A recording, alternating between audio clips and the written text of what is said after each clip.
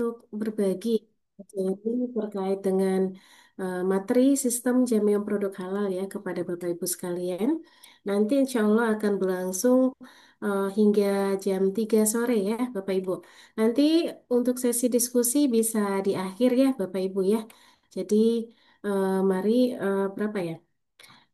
Kira-kira 30 menit di akhir aja ya kita diskusi ya. Saya sampaikan dulu materinya, nanti di akhir baru kita diskusi. Nah, oke, saya mohon izin untuk sharing materi dulu. Nanti kalau misalnya ada pertanyaan, Bapak Ibu juga bisa langsung ketik di kolom chat boleh ya. Kalau misalnya takut kelupaan, silakan diketik. Ketika sesi diskusi nanti bisa langsung bertanya kepada saya. Nah, jadi untuk ini yang keberapa ini? Yang kedua ya? Yang kedua apa yang ketiga? Yang ketiga ya, Bapak Ibu hari ini ya. Saya akan menyampaikan terkait dengan sistem jaminan produk halal ya. Termasuk pengenalan ataupun penerapan ya dan ataupun implementasinya ya. Jadi sudah sudah kita berkenalan dulu nanti di awal, kemudian nanti saya akan sampaikan juga terkait dengan implementasinya, penerapan dari SCPH ini ya di lapangan atau di pelaku usaha ya. Jadi Bapak Ibu sekalian, SCPH ini pedomannya atau acuannya adalah kepada keputusan ya, keputusan Kepala BPJPH nomor 20 tahun 2023 ya tentang kriteria sistem jaminan produk halal. Nah, Bapak Ibu bisa langsung buka juga dokumen aslinya silahkan di-download ya. Kepkaba nomor 20 ya. Nah, di situ ada semua.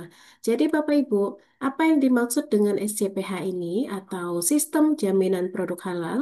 Dia adalah pendekatan sistem ya yang memang terintegrasi Bapak Ibu, terintegrasi kemudian dia disusun ya, diterapkan dan juga dipelihara dengan mengidentifikasi bahan yang pertama.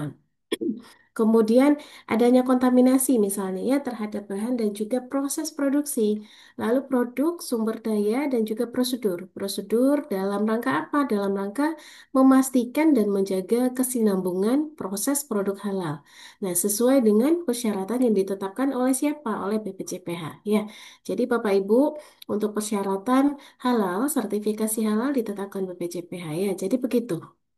SCPH itu pendekatan sistematis ya yang memang kita lakukan ya kita disusun ya disusun diterapkan dipelihara ya oleh si pelaku usaha untuk mengidentifikasi adanya kontaminasi bahan dan juga proses ataupun produk ya atau mungkin sumber daya atau prosedur ya seperti itu Bapak Ibu. Nah, SCPH ini tentu menjadi salah satu prasyarat ya atau persyaratan dalam proses sertifikasi halal ya. Jadi kalau SCPH-nya Bapak Ibu tidak tahu ya Bapak Ibu nanti tidak bisa membantu pelaku usaha ya untuk mengajukan proses sertifikasi halal. Nah, maka dari itu penting Bapak Ibu untuk memahami terlebih dahulu di awal SCPH itu apa ya. Begitu. Kemudian Bapak Ibu, SCPH ini harus diterapkan oleh pelaku usaha untuk menjaga konsistensi produksi ya selama masa berlaku sertifikat halal. Jadi SCPH ini nanti menjadi acuan ya, menjadi pedoman bagi pelaku usaha ya dalam menjalankan proses atau bisnis usaha yang halal ya. Sepanjang sertifikat halalnya masih berlaku ya, eh, apa yang sudah direncanakan, disusun dalam SCPH itu harus dilaksanakan oleh pelaku usaha. Tadi terkait bahan misalnya, terkait proses ya, prosedur ya dan lain sebagainya begitu.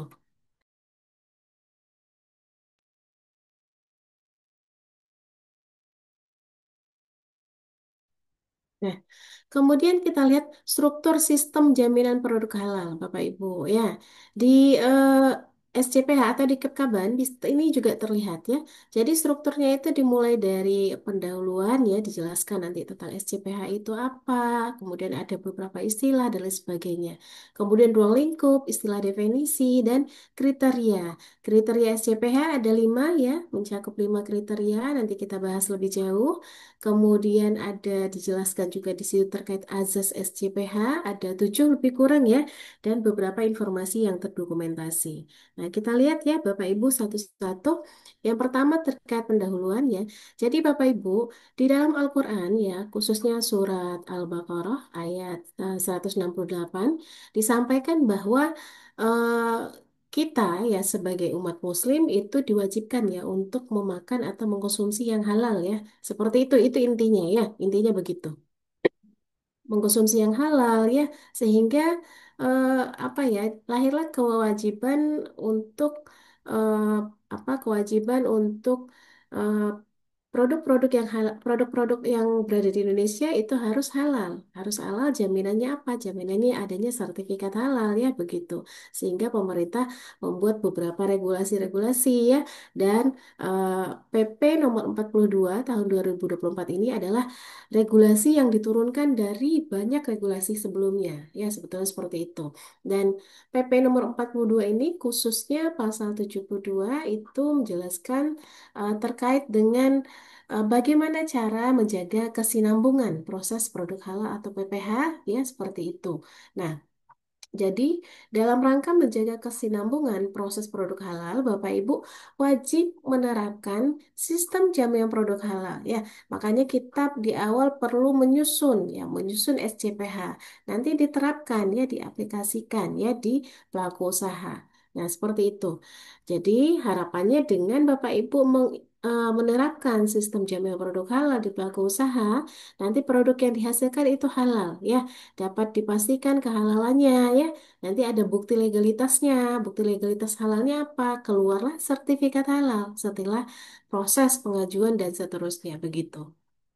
Nah, kemudian penerapan sistem jaminan produk halal ini juga merupakan persyaratan dalam proses sertifikasi.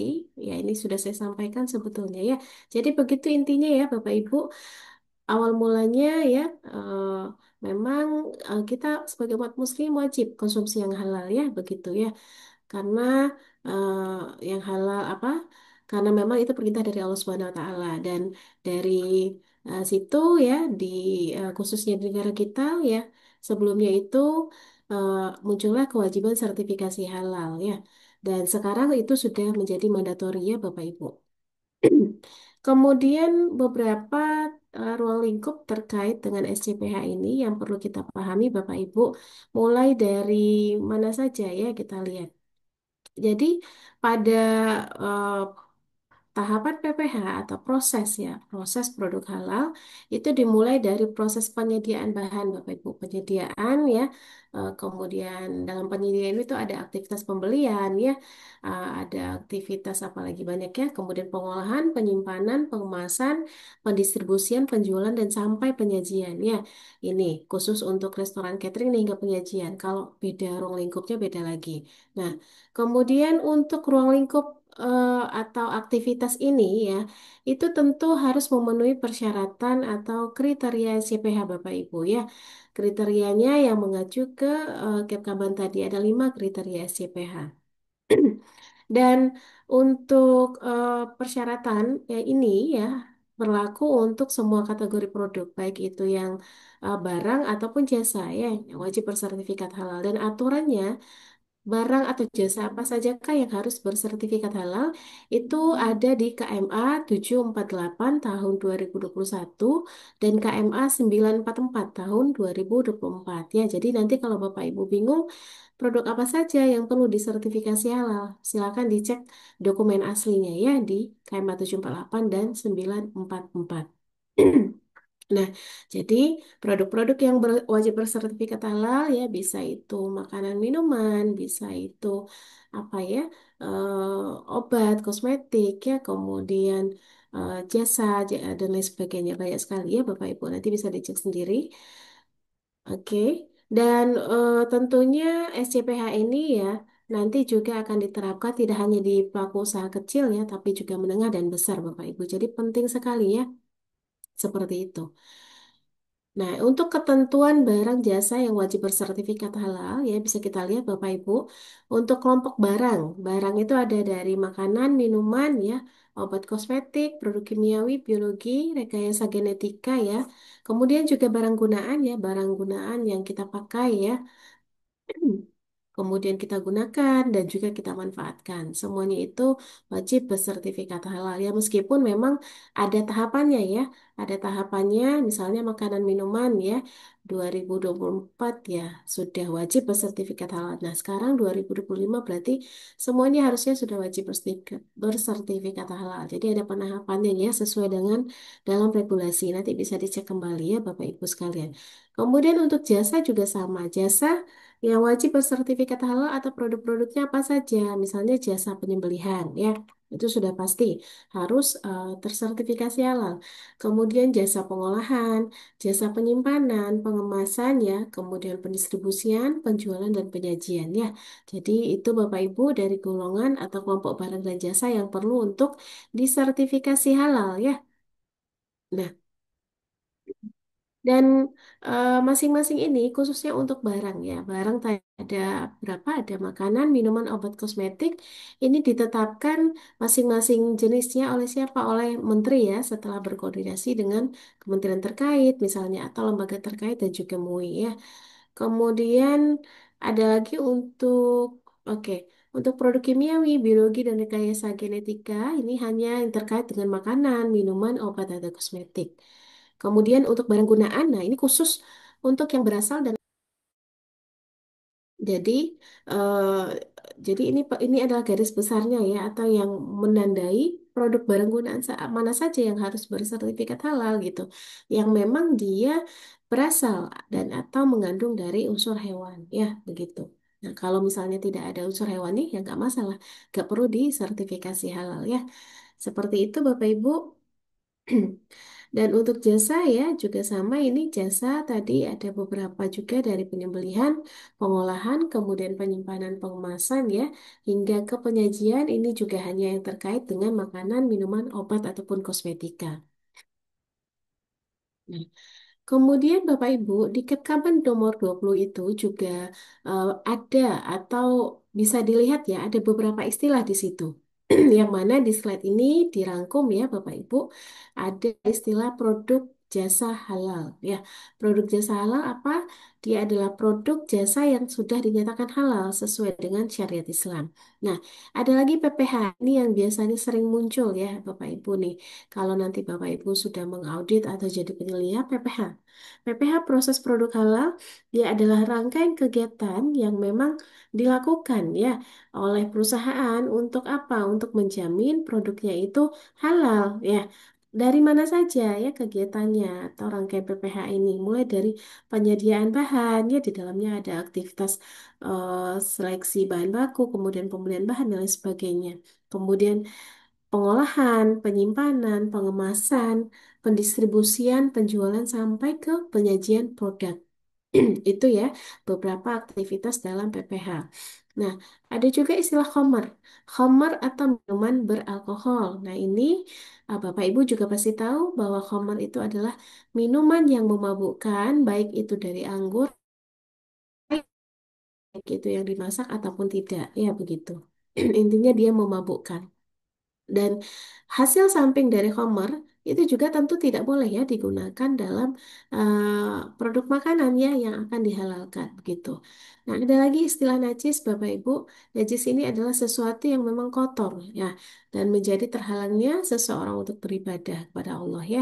Dan memang najis ini juga dapat mencegah keabsahan daripada sholat ya. Makanya sangat penting Bapak Ibu di dalam produksi ya dapur produksi kita harus perhatikan ya kondisi atau keberadaan atau lokasi toiletnya di mana, apakah berdekatan dengan dapur atau berjauhan ya, atau mungkin tempat untuk membersihkan peralatan ya, apakah uh, langsung kena lantai ya, di mana lantainya mungkin juga takutnya ada najisnya. Nah, itu semuanya harus diperhatikan.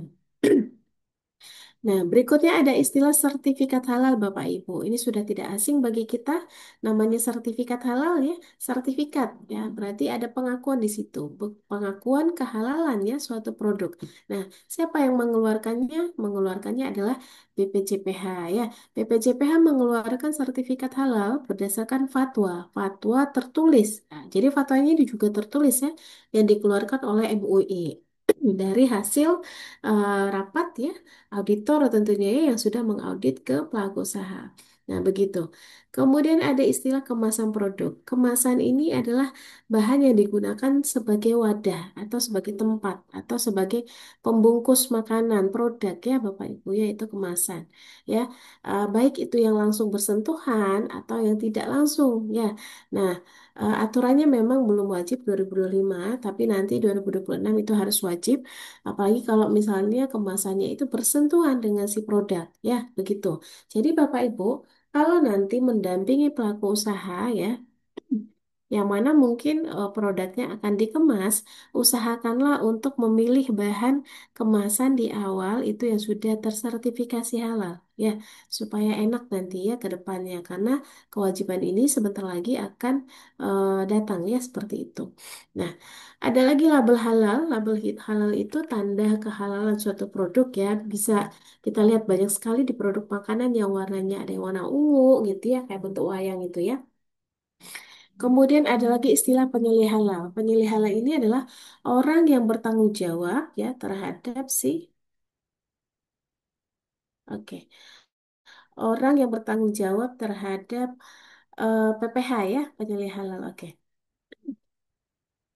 Nah, begitu ya Bapak Ibu ya terkait dengan beberapa istilah dan definisi yang ada di Ketkaban 20. Nanti bisa dicek kembali ya. Nah, kemudian ada juga terkait dengan azas. Nah, azas sistem jaminan produk halal Bapak Ibu. Ini ada lebih kurang ada 7 ya yang perlu kita pahami. Yang pertama adalah azas daripada SCPH ini adalah perlindungan. Ya, jadi harapannya dengan menyelenggarakan jaminan produk halal di suatu pelaku usaha, ya, Bapak Ibu nanti kan membantu ya, membantu pelaku usaha MBG ya untuk menerapkan ya, menyelenggarakan jaminan produk halal ya. Eh, nah, jadi Bapak Ibu itu sudah berusaha untuk melindungi masyarakat atau konsumen Muslim untuk menggunakan produk yang halal ya. Seperti itu maksudnya perlindungan. Jadi melindungi si masyarakat ya untuk mengkonsumsi produk yang halal. Kemudian asas yang kedua adalah keadilan. Adil Bapak Ibu. Jadi dalam penyelenggaraan JPH atau jaminan produk halal ini ya, tujuannya juga untuk memberikan kepastian hukum Bapak Ibu adil ya terkait dengan kehalalan suatu produk. Makanya untuk memastikan produk itu betul-betul halal ya ada SH, ada sertifikat halalnya ya, yang mana em, apa namanya ya? Oh, oke. Yang mana nanti si SH-nya ini bisa kita gunakan, kita kita gunakan untuk memastikan bahwa si produknya itu halal, ya begitu. Itu kepastian hukum. Ya tadi kelewat ya, kedua ya keadilan. Keadilan jadi dalam penyelenggaraannya juga si CPH ini harus mencerminkan keadilan ya secara proporsional bagi setiap warga negara. Jadi Bapak Ibu tadi perlindungan kita maksudnya untuk melindungi masyarakat Muslim khususnya supaya memproduksi yang halal, mengkonsumsi yang halal. Kemudian adil. Adil ini dalam penyelenggaraannya ini juga harus tercermin keadilan bahwa apa yang dilakukan ya dalam halal itu ya atau jaminan produk halal tersebut nanti produknya itu bisa dimanfaatkan oleh semua warga negara termasuk yang non-Muslim. Jadi itu adil. Kemudian kepastian hukum tadi dengan adanya SH sertifikat halal maka jaminan produk halal tersebut ya bisa kita pastikan ya legalitasnya begitu dari sertifikat halal yang terbit. Kemudian akuntabilitas dan transparansi Bapak Ibu ya. Jadi setiap kegiatan dan hasil dari akhir dari kegiatan penyelenggaraan JPH atau jaminan produk halal ini harus bisa dipertanggungjawabkan Bapak Ibu.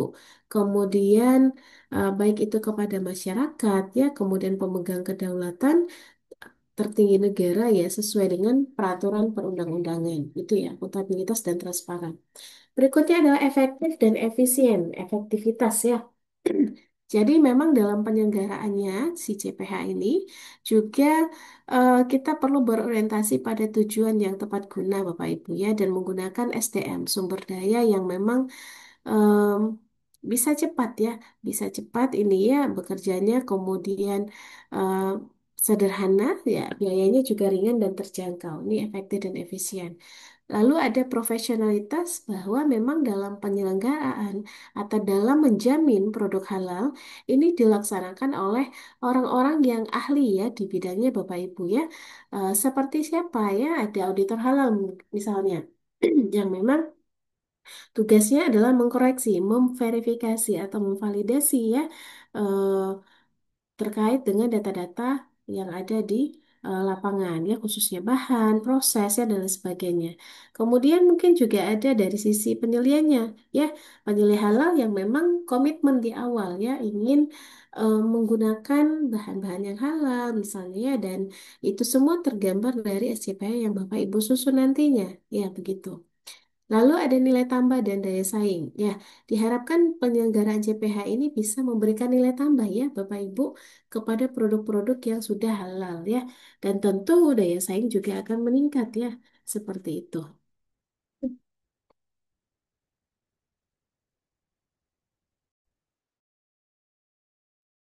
Hmm. Berikutnya Bapak Ibu, kita lihat kriteria SJPH. SJPH apa? Tadi SJPH apa? Ada yang masih ingat nggak? Ibu Yeni? SJPH apa Bu Yeni?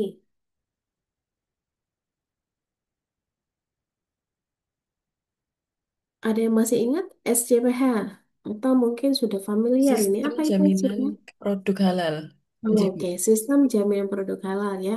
Sistem yang memang kita susun ya, terintegrasi ya semuanya Bapak Ibu ya. Nah, kemudian kriteria SCPH ini ada 5 ya Bapak Ibu. Ingat-ingat 5 kriteria SCPH. Yang pertama adalah komitmen dan tanggung jawab. Ya, nah di sini nih harus ada komitmen di awal. Komitmen bahwa Bapak Ibu ingin produksi produk yang halal. Nah, untuk itu Bapak Ibu bertanggung jawab ya terhadap segalanya. Ya, seperti itu. Kemudian ada bahan, ada proses produk halal, ada produk dan pemantauan evaluasi. 5 kriteria SCPH ini jangan sampai lupa ya Bapak Ibu ya, karena ini kuncinya, kunci dari SCPH ya. Yang pertama kita lihat komitmen, komitmen dan tanggung jawab. Ya. Komitmen Bapak Ibu ini merupakan sebentar saya matikan dulu.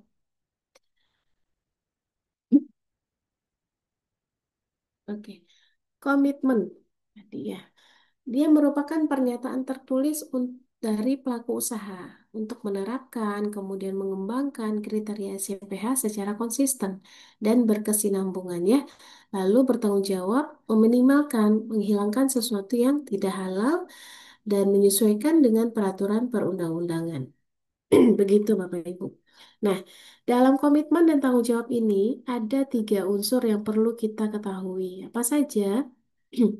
Ada kebijakan halal. Kebijakan halal ini nanti bisa berupa poster gitu ya. Jadi kebijakan halal ini dia tertulis ya begitu. Kemudian tanggung jawab pelaku usaha dan pembinaan SDM ya. Nanti kita lihat satu-satu ya.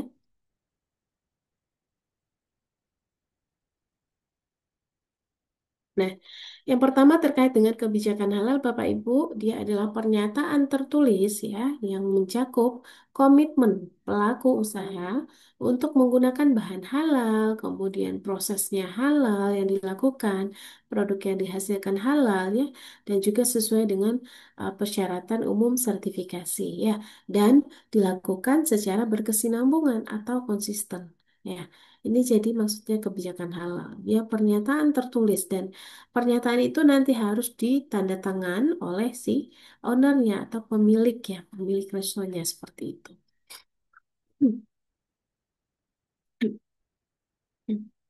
Kebijakan halal tadi yang sudah ditulis ya, yang sudah di apa di untuk implementasinya bisa dipasang ya, dipajang di poster di dinding ya di area produksi mungkinnya atau di area area tamu ya.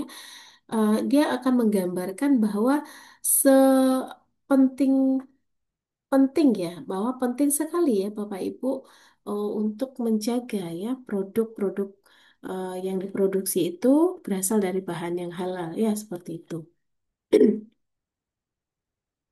Nah, kemudian Bapak Ibu Pelaku usaha juga harus menyediakan SDM, sumber daya manusia dan prasarana yang mendukung pelaksanaan PPH gitu ya.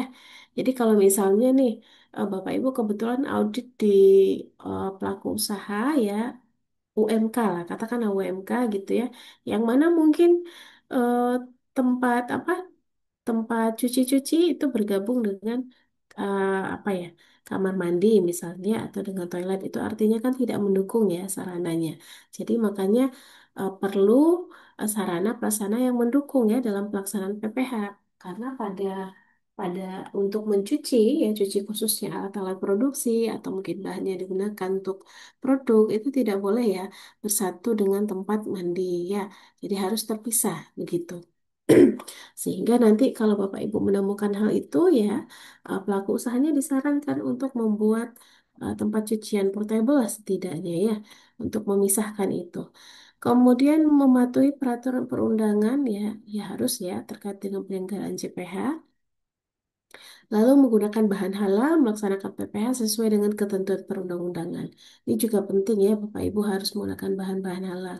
Dan pastikan juga bahwa kebijakan halal tadi yang sudah ditetapkan oleh manajemen puncak Bapak Ibu, itu bisa dipahami, bisa diterapkan oleh seluruh organisasi ya, Bapak Ibu.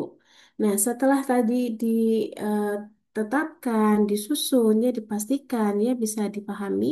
Nah, kebijakan halalnya itu disosialisasikan ya, atau dikomunikasikan kepada seluruh yang terkait ya begitu. Nah, untuk kebijakan halal ini juga harus kita lakukan, kita laksanakan secara konsisten ya Bapak Ibu sekalian. Oke. Nah, ini barangkali boleh nih kalau misalnya ada, nggak apa-apa ya saya open sesi diskusi ya. Kalau ada diskusi dua pertanyaan ya, supaya nanti Bapak Ibu juga ada feedbacknya ya. Barangkali kalau saya yang berbicara aja nanti takutnya Bapak Ibu ngantuk ya. Ini waktunya juga siang, jam-jam ngantuk banget ya, urgent banget ini. Jadi boleh sambil diskusi dua pertanyaan kalau memang ada yang mau disampaikan ya. Dari apa yang sudah saya jelaskan sebelumnya. Bisa resen atau bisa di chat di kolom chat juga nggak apa-apa. Hmm. Ada yang mau resen? Tadi ada suaranya.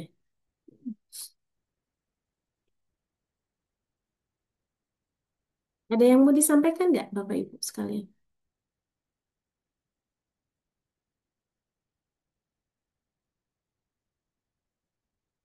Ini sudah on cam semua ya?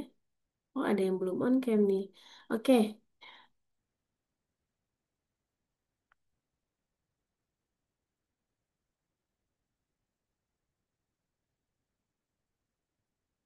Bu Anik mana nih? Bu Anik, halo Bu Anik.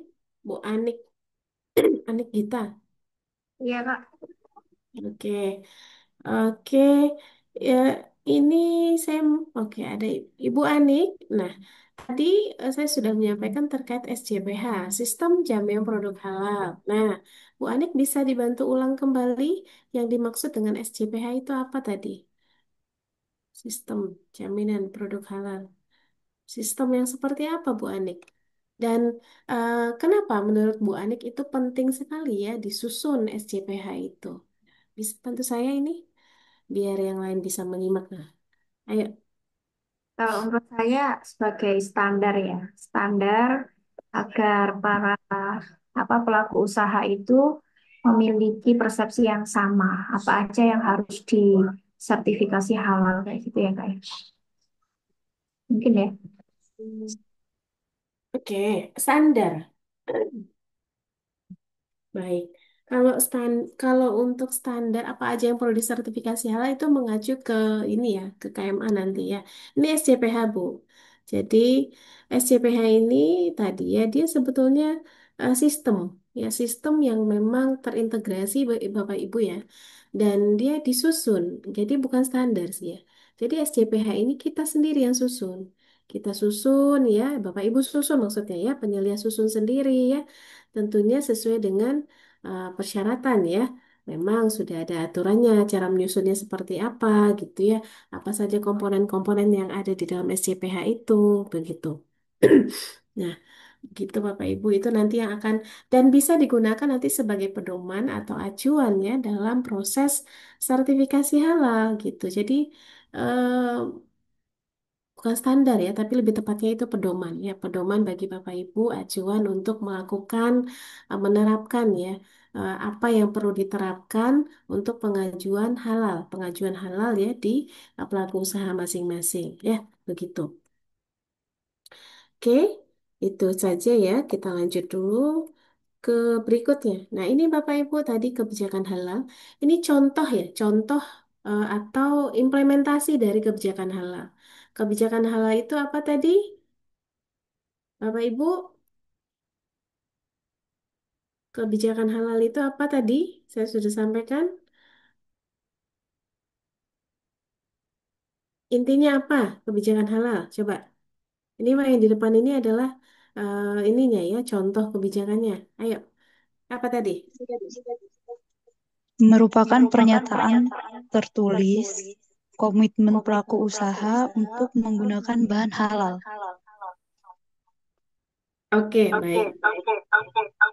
Manis ya. Ya, ya gitu ya Bu Anis ya dan Bapak Ibu sekalian. Jadi kebijakan halal itu ya komitmen, komitmen yang lahir dari niatan, niatan dalam hati ya dari pelaku usaha untuk memproduksi produk yang halal ya dari bahan-bahan yang halal, kemudian prosesnya juga halal ya, mengikuti standar-standar halal ya seperti itu. Ya, itu intinya komitmen. Kebijakan halal ya. Kebijakan halal, Bapak Ibu sekalian, kebijakan halal ini itu disusun oleh pelaku usaha ya atau ownernya sendiri nanti yang akan assign di sini. Jadi harus ada tanda tangan juga ya. Nah, jadi Bapak Ibu kan nanti nyusun manual SCPH ya. Untuk template-nya Bapak Ibu kebijakan halal ini itu sudah ada di dalam apa ya? Di dalam template manual SCPH maksud saya. Sudah ada di situ, semuanya tinggal diadop saja. Nah, khusus untuk kebijakan halal, kata-katanya itu sebetulnya sudah pas. Namun kalau misalnya ada yang kurang, nanti bisa ditambahkan Bapak Ibu sebetulnya.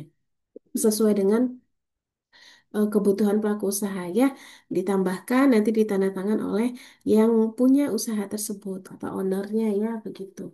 Ini kebijakan halal dan dalam proses sertifikasi halal, kebijakan halal ini adalah kriteria pertama yang harus dipenuhi oleh pelaku usaha. Ya, kenapa kriteria pertama? Karena itu adalah komitmen Bapak Ibu, niatan seseorang untuk menjamin atau untuk menjamin dan menghadirkan produknya itu akan halal. Nah, sehingga dia menjadi kriteria yang pertama nih si kebijakan halal ya, gitu ya. Jadi sangat penting sekali untuk memastikan bahwa produk itu betul-betul halal ya.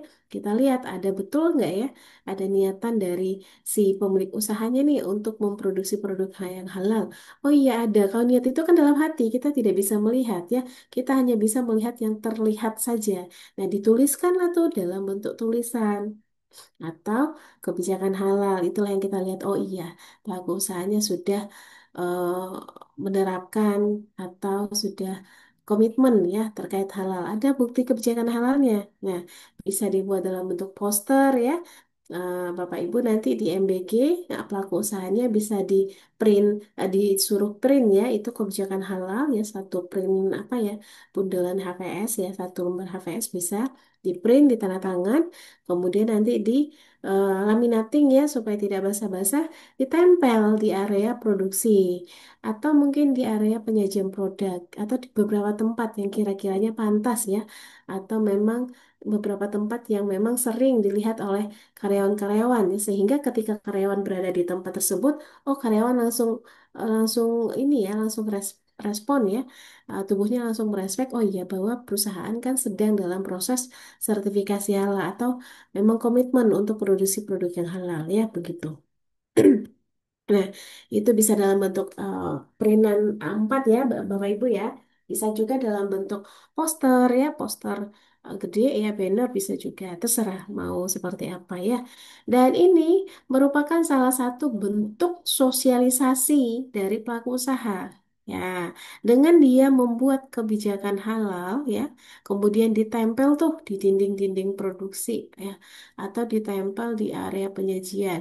Nah, itu merupakan salah satu bentuk sosialisasi juga, sosialisasi pelaku usaha terkait dengan kebijakan halal yang sudah ditetapkan. Kemudian pentingnya itu ya, sudah termasuk di situ ya Bapak Ibu. Nah, kemudian berikutnya adalah tanggung jawab pelaku usaha. Ini unsur yang kedua, ya. Di mana tanggung jawab pelaku usaha ya dalam hal sertifikasi halal ini? Yang pertama adalah menjamin tersedianya sumber daya yang memadai untuk penyusunan, penerapan, dan perbaikan berkelanjutan daripada SCPH Bapak Ibu ya. Jadi SDM-nya dulu ini yang harus disediakan oleh pelaku usaha. Nah, kalau SDM-nya sudah tersedia, ya, misalnya sudah tersedia, ini nih tim manajemen halalnya sudah ada. Tapi bingung, penyeliannya belum ada. Dilihat lagi, oh penyeliannya itu ternyata ada syarat-syaratnya. Salah satunya harus Muslim. Kebetulan Bapak Ibu di tempatnya itu non-Muslim semua, ya mau nggak mau harus meng-hire atau mengundang penyelih halal dari luar ya yang memang Muslim ya. Dan nanti juga itu semua adalah tanggung jawab dari pelaku usaha. Jadi begitu Bapak Ibu.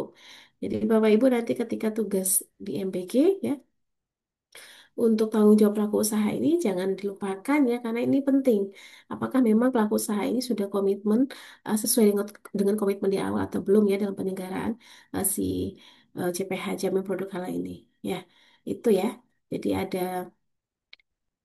tadi ada penyelih halal yang terlibat ya, nah, begitu.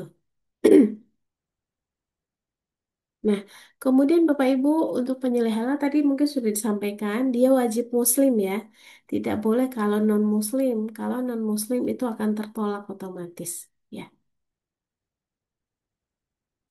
Nah, yang ketiga Bapak Ibu terkait pembinaan SDM, sumber daya manusia di pembinaan SDM ya. SDM. Nah, untuk pembinaan SDM ini di perusahaan itu juga penting Bapak Ibu, yang mana terkait dengan halal ini ya. Sebetulnya secara garis besar itu ada dua, ya. Pembinaan SDM eksternal dan internal. Eksternal ini itulah Bapak Ibu yang misalnya mengikuti pelatihan di luar ya bersama Halal Institut ya, yang ataupun yang diselenggarakan oleh BPJPH ya seperti itu. Nah, kalau internalnya itu Bapak Ibu sendiri yang bikin acara, bikin kegiatan gitu ya. Apakah nanti sinar sumbernya mau dari yang sudah pernah ikut pelatihan sebelumnya juga boleh ya begitu. Nah, gitu ya Bapak Ibu ya. Jadi untuk pembinaan SDM ini Bapak Ibu, oh ya, sebentar, saya sekalian ya, saya kembali ke sini. Ini tadi kebijakan halal ya. Nah, bukti implementasinya tadi ini, poster kebijakan halal itu bukti implementasi ya. Nah, kemudian Bapak Ibu, yang kedua tadi terkait tanggung jawab pelaku usaha. Tadi kan pelaku usaha itu bertanggung jawab untuk membentuk atau menyusun tim manajemen halalnya ya. SDM-nya intinya dipenuhi dulu gitu. Nah, baru setelah itu penyelih halalnya ya ini yang pentingnya dalam perusahaan. Nah, semuanya itu harus ada buktinya juga. Nah, jadi kalau ada penunjukan tim harus ada SK ya. SK penunjukan tim atau pengangkatan tim audit misalnya dari si pelaku usaha. Nah, ini SK tadi merupakan salah satu aspek pemenuhan untuk kriteria unsur tanggung jawab. Begitu. Kemudian pembinaan SDM, pembinaan sumber daya manusia. Ini tadi ya ada yang memang pelatihan dilakukan eksternal ya di luar, ada juga yang internal Bapak Ibu.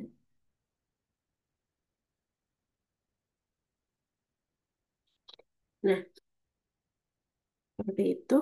Kemudian untuk pembinaan SDM atau pelatihan nanti yang diselenggarakan oleh BPJPH dan atau lembaga terkait ya. Nah, itu nanti Bapak Ibu perlu simpan itu buktinya.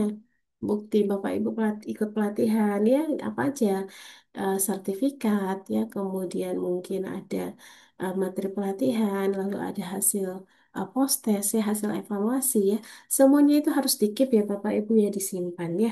Nah,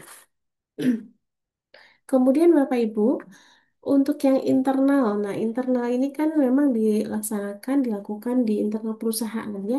Buktinya nanti apa? Bukti implementasinya apa yang perlu disimpan ya, dijaga gitu ya, agar bisa digunakan ya, terkait dengan eh, apa pelatihan internal ya. Ada sama ya, ada daftar absen, daftar hadir, kemudian sertifikat juga ya, sertifikat yang dibuat oleh internal sendiri, kemudian materi juga tentunya ya, dan hasil evaluasi ya, pretest ataupun post-test. Itu Bapak Ibu. Jadi ini baru masuk kriteria satu ya kita ya, belum 2, 3, 4, 5, 6 ya. Jadi intinya Bapak Ibu, untuk kriteria pertama ini yang harus Bapak Ibu penuhi ya, terkait dengan komitmen tanggung jawab ya. Kebijakan halal yang pertama, itu harus dipenuhi. Ya, nanti mendampingi MBG kan. Jadi kebijakan halal harus sudah ada, sudah ditetapkan, ditandatangan ya. Kemudian terkait dengan tadi yang kedua apa? Tanggung jawab pelaku usaha. Berarti ada SK, SK penunjukan tim ya dan atau penyeliannya misalnya itu harus ada. Kemudian eh, yang ketiga pembinaan SDM. Nah ini SDM ini mulai dari daftar hadir, kemudian absen, kemudian sertifikatnya, kemudian apa lagi? Ya, gitu ya, kira-kira Bapak Ibu. Oke, Bapak Ibu, sampai di kriteria ketiga atau unsur pembinaan SDM ya. Nah, oke. Kedengar suara saya kecil ya? Kecil apa gimana?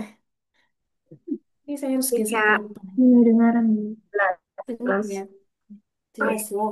Nah, jadi gitu ya, Bapak Ibu ya. Mbak Ada yang mau mau bertanya, disampaikan? Boleh, silakan. ini untuk pembinaan sumber daya manusia itu yang menyelenggarakan berarti pihak perusahaan ya Mbak, misalnya SPPG gitu. Terus nanti Oh, berapa internal, kali ya, internal. berapa kali harus dilakukan apa ya, pembinaan internal maupun eksternal itu apakah harus terus di upgrade ya penyeliannya? Ya, betul. Sebetulnya kalau untuk eksternal itu eh, paling tidak itu sekali 2 tahun eksternal. Kalau internal itu sekali setahun gitu. Nah, namun kalau untuk MBG ya SPPG ini ya ya eh, di awal ini tentu harus dilakukan ya Bapak Ibu sekalian ya. Nah nanti untuk ritmenya itu sebetulnya kalau eksternal eh, sekali dua sekali 2 tahun dan internal sekali setahun gitu. Jadi memang ini nanti akan jadi catatan. Jadi penting penting Bapak Ibu ya untuk melakukan ini sebelum nanti ini kan mau diaudit nih. Ketika Bapak Ibu sudah menyusun semua dokumen SCPH, kan nanti prosesnya audit ada audit tuh. Nah sebelum proses audit itu usahakanlah Bapak Ibu sudah melakukan internal training nanti ya ke pelaku usahanya begitu ya. Sudah diberikan edukasi lah setidaknya sharing ya halal konsep halal haram dan lain sebagainya. Nanti buktinya dipelihara, buktinya nanti dilampirkan bersama dengan dokumen-dokumen audit ya lainnya, gitu Ibu ya. Karena kan tidak ya tidak dalam proses auditnya nanti tidak hanya dikoreksi bahannya saja, tapi semuanya 5 kriteria tadi ya. 5 kriteria tadi akan di cross check apakah sudah dipenuhi atau belum ya. Tapi memang yang lebih kritisnya itu terhadap bahan ya, bahan dan proses gitu. Oke, tadi ibu siapa yang bertanya? Mohon maaf. Bu Ani, Oh, Bu Ani. Oke, gitu ya Bu Ani. Jelas Bu Ani? oke, jelas jelas. Berarti Oke. termasuk penyelia dan juga semua SDM yang ada di dapur itu wajib untuk Mm-mm. melakukan pelatihan internal eksternal ini ya sebelum Mm-mm. itu maksudnya. Nah, eksternal cukup penyelia. Cukup Penyelia. ibu saja. Nanti Ibu Anik nanti yang pelatihan internalnya gitu. Oh iya, baik-baik. Iya.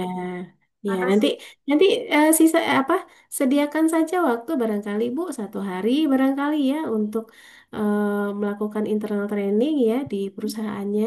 Lebih tepatnya ini ya memberikan pemahaman atau edukasi ya kepada karyawan-karyawan yang lain ya. Maklum ya, karyawan baru yang nggak tahu nggak paham gitu diberikan edukasi. Dan ini memang tujuannya supaya memang prosesnya nanti berjalan ya sesuai dengan standar halal ya begitu. Oke. Itu ya kira-kira. Nah, kita masuk ke bahan. Ini bahan agak banyak ya. Bahan Bapak Ibu. Nah, bahan itu apa? Bahan adalah unsur yang digunakan untuk membuat atau menghasilkan suatu produk ya yang dipersyaratkan dalam SCPH Bapak Ibu. Nah, bahan ini cakupannya terdiri dari bahan baku ya. Ada bahan tambahan, bahan penolong, bahan kemasan, pelumas, grease, sanitizer, kemudian bahan penolong pencuci, itu beda ya. Jadi bahan penolong ini ada dua. Yang pertama bahan penolong dalam proses produksi. Yang kedua bahan penolong dalam proses pencucian atau pembersihan, gitu ya. Kemudian media untuk validasi hasil pencucian fasilitas. Ya, saya jelaskan di sini saja ya satu-satu. Jadi Bapak Ibu, eh, sebelum saya jelaskan rincian bahan-bahan ini, untuk bahan tadi ada bahan baku, tambahan, dan seterusnya. Mereka bisa berasal dari hewan, Bapak Ibu. Ya, bisa berasal dari tumbuhan, kemudian bisa berasal dari mikroba, dan bahan yang dihasilkan melalui proses kimiawi, biologi, ataupun rekayasa genetika.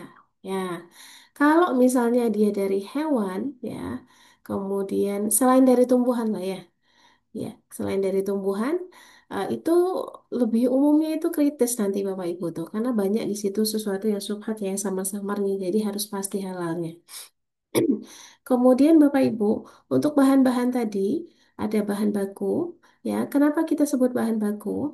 Dia adalah bahan yang eh, apa bahan utama yang kita gunakan untuk membuat suatu produk. Nah, kalau bahan baku ini nggak ada, itu produk nggak jadi. Ya, itu.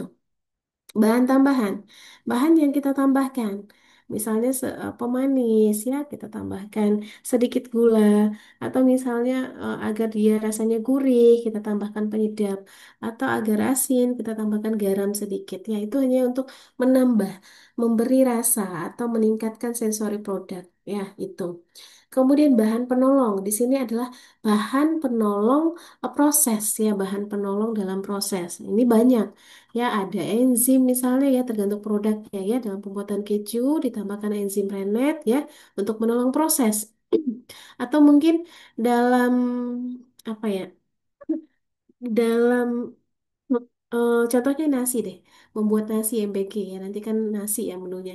Bikin nasi, nasi kan butuh air tuh, bahannya ya. Nah air itu berfungsi sebagai bahan penolong, bahan bakunya tadi beras. Bahan bakunya beras, bahan tambahan gak ada, hanya beras dan air. Bahan baku beras, bahan penolongnya ya si air tadi. Air tadi yang memang untuk menolong, membantu agar si beras tadi menjadi nasi. Sehingga ketika si beras sudah menjadi nasi, produknya jadi nasi. Airnya udah nggak kelihatan, yang ada cuma nasi. Nah, sehingga bahan penolong proses ini bisa kita katakan dia adalah bahan yang digunakan sebagai penolong dalam proses, namun nanti di produk akhir dia wujudnya udah tidak ada, gitu ya, udah nggak ada dia karena dia sudah menyatu dengan si produk, itu maksudnya. Nah, kemudian ada kemasan. Kemasan ya, kalau MBG ada kemasannya. Kemasan ini Bapak Ibu usahakan ya nanti menggunakan bahan kemasan yang sudah tersertifikasi halal ya. Bapak Ibu ya dapurnya masing-masing. Ya, sebelum nanti MBG-nya pesan bahan kemasan, usahakan itu nanti yang akan diorder itu adalah bahan kemasan yang halal. Terutama adalah bahan kemasan yang eh, bahan kemasan primer atau yang langsung melekat pada si produk. Ya, gitu. Walaupun nanti aturannya masih 2026, sebentar lagi 2026 ya. Jadi, usahakan itu halal. Karena nanti ini akan kena kewajiban halal Bapak Ibu kemasan ya. Kemudian bahan penolong mencuci. Ini bahan penolong pencuci ini maksudnya bahan untuk menolong mencuci bahan ataupun fasilitas ya air misalnya ya atau mungkin ada sabun pencuci yang digunakan untuk cuci-cuci bersih-bersih fasilitas. Itu bahan penolong pencuci dan itu juga harus halal Bapak Ibu. Banyak ya sekarang sudah halal banyak sekali. Nah, ada lagi media untuk validasi hasil pencucian fasilitas. Ini apa contohnya? Nah, kalau di MBG, kalau misalnya ya, di dapur MBG-nya nanti itu ada piring, piring makan misalnya, atau piring saji. Dipastikan lagi, mau dipastikan lagi kebersihannya, karena kan sekarang harus hygiene ya, harus bersih ya. Ternyata dibersihkan pakai lap. Ada yang namanya lap kering, ada lap basah. Kalau lap kering, pastikan lap keringnya ini bersih Bapak Ibu ya, tidak terkontaminasi najis. Kalau lap basah, ya pastikan basahnya itu menggunakan cairan yang memang halal ya. Kalau kena air sih nggak apa-apa, air biasa. Tapi kalau ada cairan lain, pastikan dia halal dan food grade ya, karena kan menempel dengan si produk.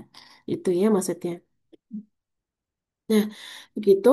Kemudian untuk kategori bahan-bahan Bapak Ibu itu bisa dilihat nanti ya untuk bahan yang wajib bersertifikat halal di KMA 748 tahun 2021 dan atau KMA 944 tahun 2024 ya. Nah, kemudian ada lagi itu bahan yang wajib bersertifikat halal. Jadi untuk kategori bahan ini ada dua. Yang pertama bahan yang wajib bersertifikat halal dan bahan yang tidak perlu sertifikat halal. Yang wajib sertifikat halal, cek di KMA 748 dan atau 944. Yang tidak perlu sertifikat halal, ada di dalam KMA 1360. Ya, itu aja. Jadi nggak pusing ya. Jadi bahan itu ada dua kategori, bahan yang wajib sertifikat halal dan bahan yang tidak perlu sertifikat halal. Ya, gitu. Nah, asalnya dari mana bahan-bahan tadi? Ada dari hewan, dari tumbuhan, mikroba, dan bahan yang dihasilkan melalui proses kimiawi, biologi, atau rekayasa genetika. Ya. Nah, ini tadi yang saya sudah jelaskan Bapak Ibu ya. Kita lewat ini ya, karena sudah saya jelaskan. Oke. Nah, ini tadi asal bahan ya. Ada tadi misalnya yang pertama dari tumbuhan. Nah, dari tumbuhan, kalau bahannya itu dari nabati, tumbuhan, itu pada dasarnya halal Bapak Ibu. Halal, tapi kalau dia nanti itu diproses ya, kemudian ditambahkan bahan tambahan, aditif, atau bahan penolong yang tidak halal, nanti statusnya berubah menjadi tidak halal. Ya, sehingga kenapa dia bahan tumbuhan tapi harus ada sertifikat halal?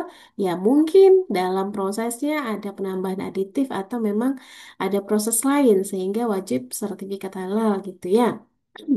Nanti Bapak Ibu akan temukan itu ya di lapangannya. Kemudian bahan hewani. Nah, bahan hewani ya terutama apa daging ya, daging, ayam, ya unggas ya. Nah, itu semua juga harus halal Bapak Ibu ya. Halal dan dipastikan kehalalannya ya. Dan juga tidak boleh bercampur dengan yang haram dan najis gitu ya. Nah, untuk hewani ini Bapak Ibu, contohnya kalau di MBG mungkin ada yang pakai daging ayam, sapi, bebek dan lain sebagainya. Itu nanti bukti ininya ya, dokumennya itu Bapak Ibu harus melampirkan sertifikat halalnya. Harus ada itu. Ya, dapurnya mau beli ayam di mana? Ah, sertifikat halalnya harus ada. Kemudian nota pembeliannya juga harus ada. Itu tolong nanti dijaga ya, disiapkan ya oleh Bapak Ibu. Oke. Kemudian bahan yang dari mikroba. Nah, bahan dari mikroba ini diproduksi oleh mikroorganisme, ya. Kemudian ganggang atau bagian dari mikroorganisme, ya, misalnya enzim gitu ya.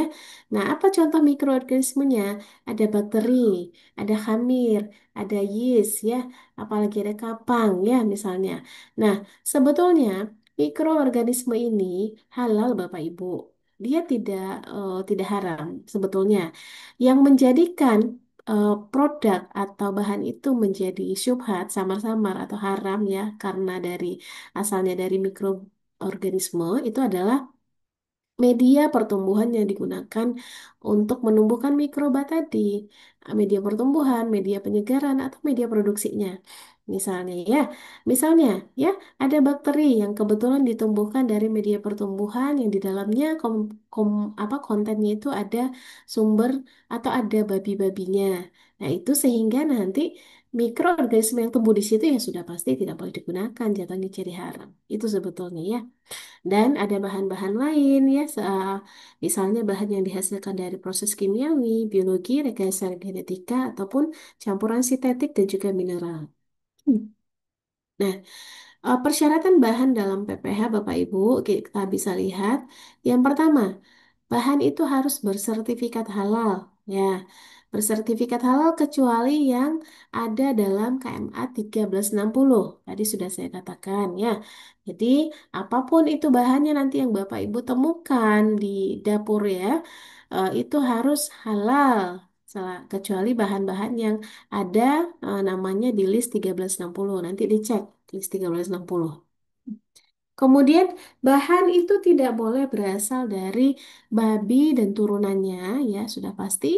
Darah bangkai, oke.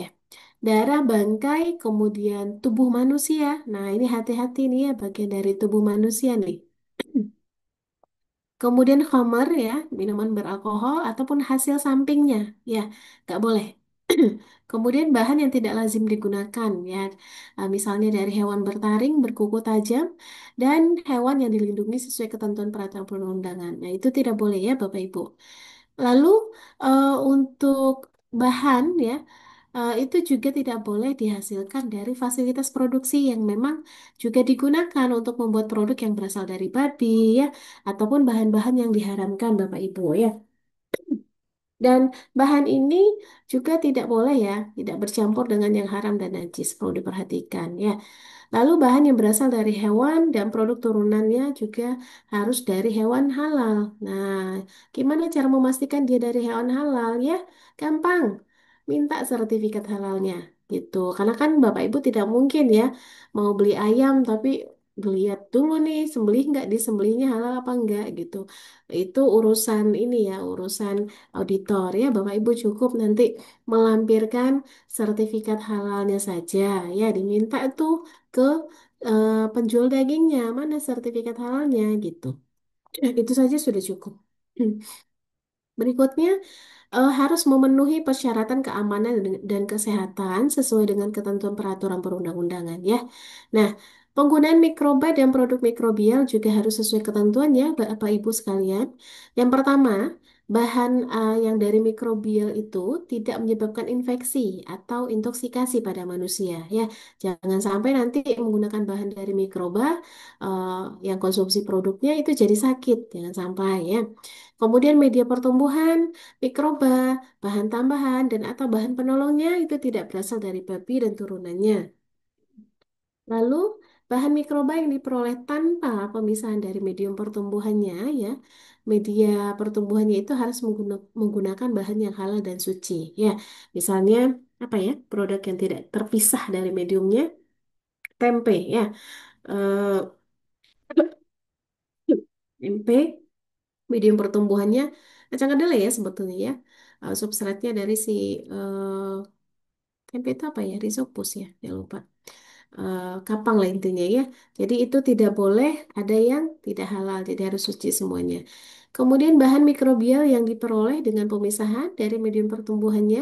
Bila media pertumbuhannya menggunakan bahan yang haram dan najis selain babi dan turunannya, maka dalam tahapan selanjutnya perlu adanya ini ya, harus memenuhi kaidah syar'i ya. Jadi ada proses pencucian nanti nih kalau misal, tapi asalkan dia bukan dari babi dan turunannya.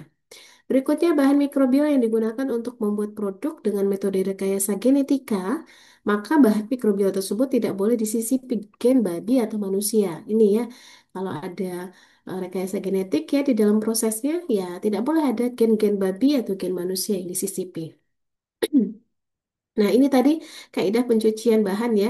Kalau memang dia berasal dari bahan najis tapi bukan babi, kaidah pencuciannya seperti ini. Dicuci dengan air sebanyak 2 kula atau setara 270 liter hingga warna, bau dan najisnya itu hilang ya begitu. Bisa dengan cara dikucurkan pakai air atau mungkin direndam, direndam ya dengan air yang tadi ya minimal 270 liter ya. Nah ini juga eh, perhitungannya tidak akan sama ya kalau misalnya bahannya hanya 1 kilo gitu ya, direndam pakai 270 liter juga ya. Nah, nanti bisa di ini lagi ya, tidak seperti itu juga ya, tapi ini untuk apa? Untuk referensinya begini ya, setara 270 liter. Ya, begitu. Kemudian nanti pencuciannya itu dilakukan untuk bahan mikrobialnya ya. Setelah bahan mikrobialnya itu dipanen ya, diinokulasi hingga sebelum produknya itu dikemas. Ini khusus untuk produk mikrobial ya, begitu. Kemudian Bapak Ibu, kita lihat yang berikutnya, produk makanan dan minuman yang mengandung alkohol etanol harus memenuhi persyaratan. Nah, ini kalau misalnya ada nanti ya di dapur MBG ternyata ada minuman nih, ada apa indikasi ada alkohol etanolnya atau makanan yang ada alkohol etanolnya gitu ya. Kebetul, tapi nggak tahu kalau MBG nggak mungkin ya ada tape ya, makanan sehat ya. Nah, kalau misalnya ada alkoholnya ya, nanti ini ada beberapa persyaratannya. Kalau misalnya alkohol etanol berasal dari industri khamar, Bapak Ibu, itu sudah sangat tidak boleh digunakan. Ya. Kemudian, kalau etanolnya itu berasal dari sumber lain ya, seperti fermentasi singkong, jagung, atau molase, itu boleh Bapak Ibu digunakan ya. Kemudian hasil samping industri khamar atau turunannya yang bentuknya padat, misalnya brewis ya, itu boleh setelah dilakukan proses pencucian syar'i tadi ya, yang 270 kula tadi. Dipastikan benar-benar ya hilang itu najisnya. Kemudian hasil samping industri khamar atau turunannya itu boleh syaratnya bahan produk telah direaksikan lebih lanjut sehingga menghasilkan senyawa baru ya. Ini bisa menggunakan enzim atau mikroba misalnya.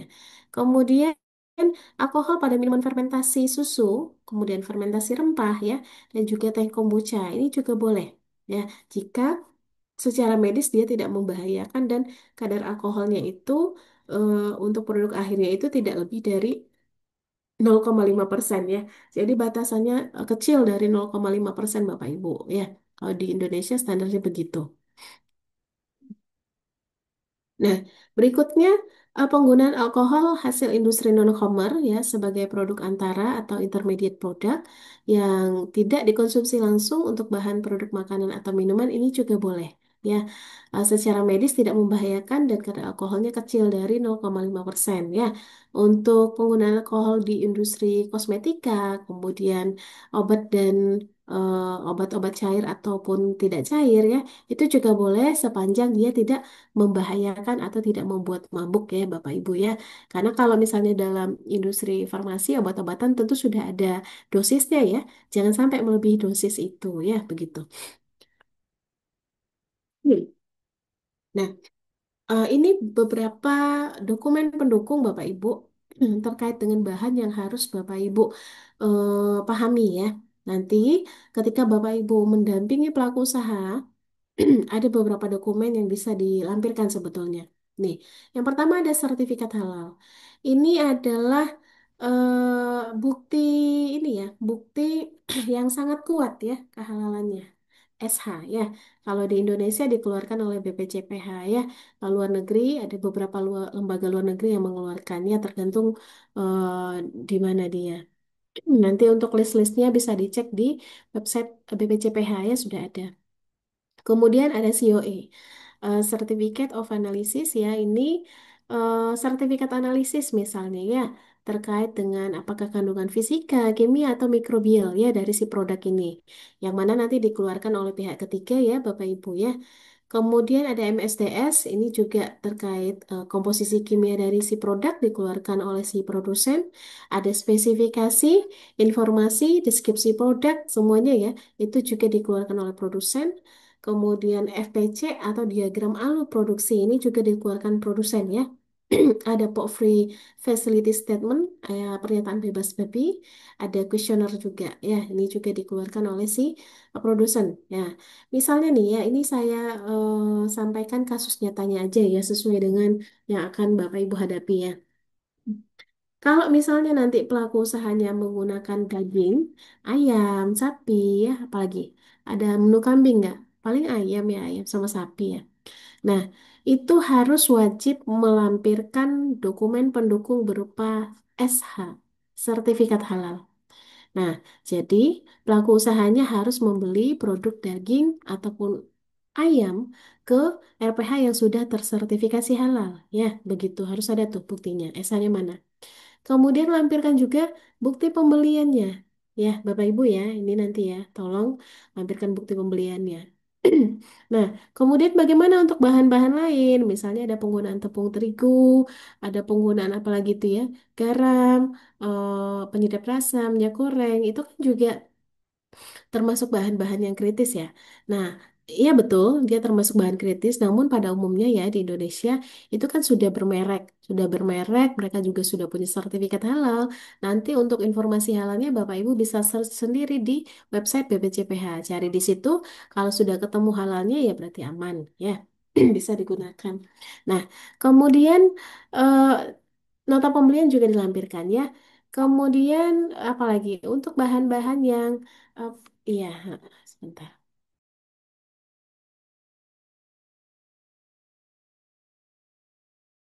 Bapak Ibu, sebentar ya, 5 menit izin ya.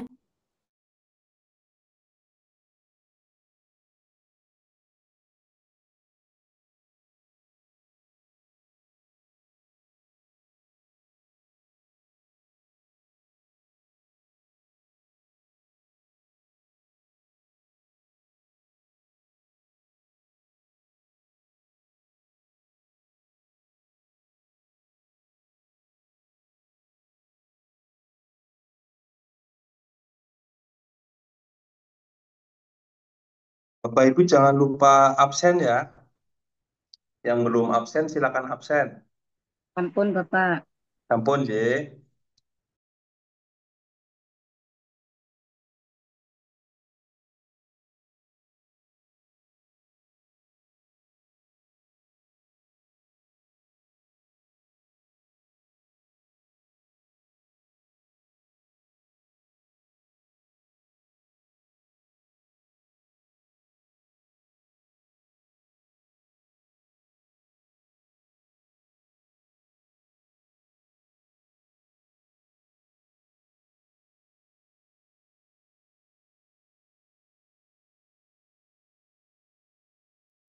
Baik Bapak Ibu saya teruskan ya.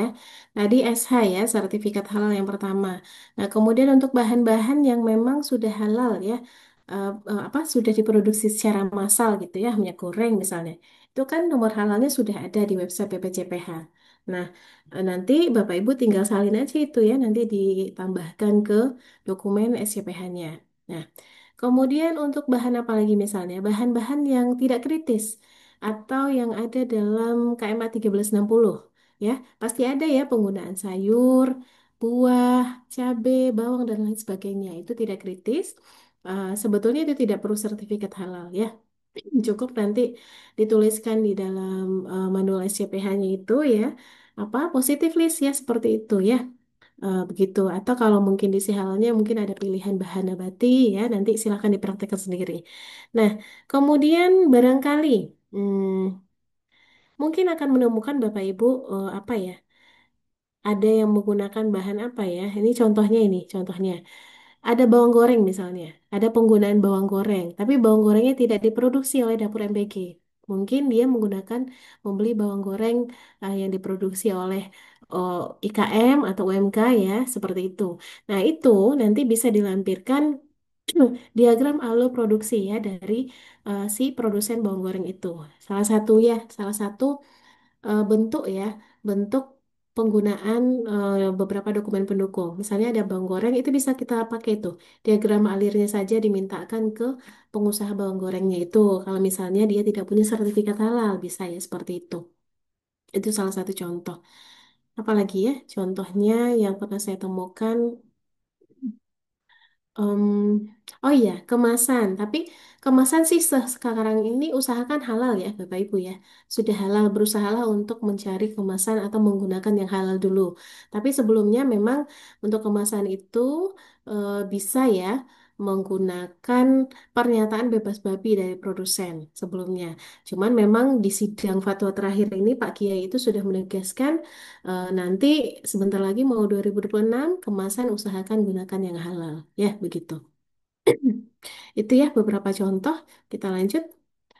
Nah, ini dokumen pendukung bahan halal, contoh juga Bapak Ibu ya, contoh sertifikat halal yang sebelah yang ada gambar Garudanya ini sudah pasti ya ini dari Indonesia ya.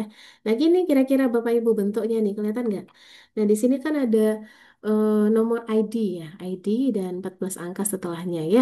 Kemudian nama perusahaan ya dan lain sebagainya dan tanggal terbit SH ini.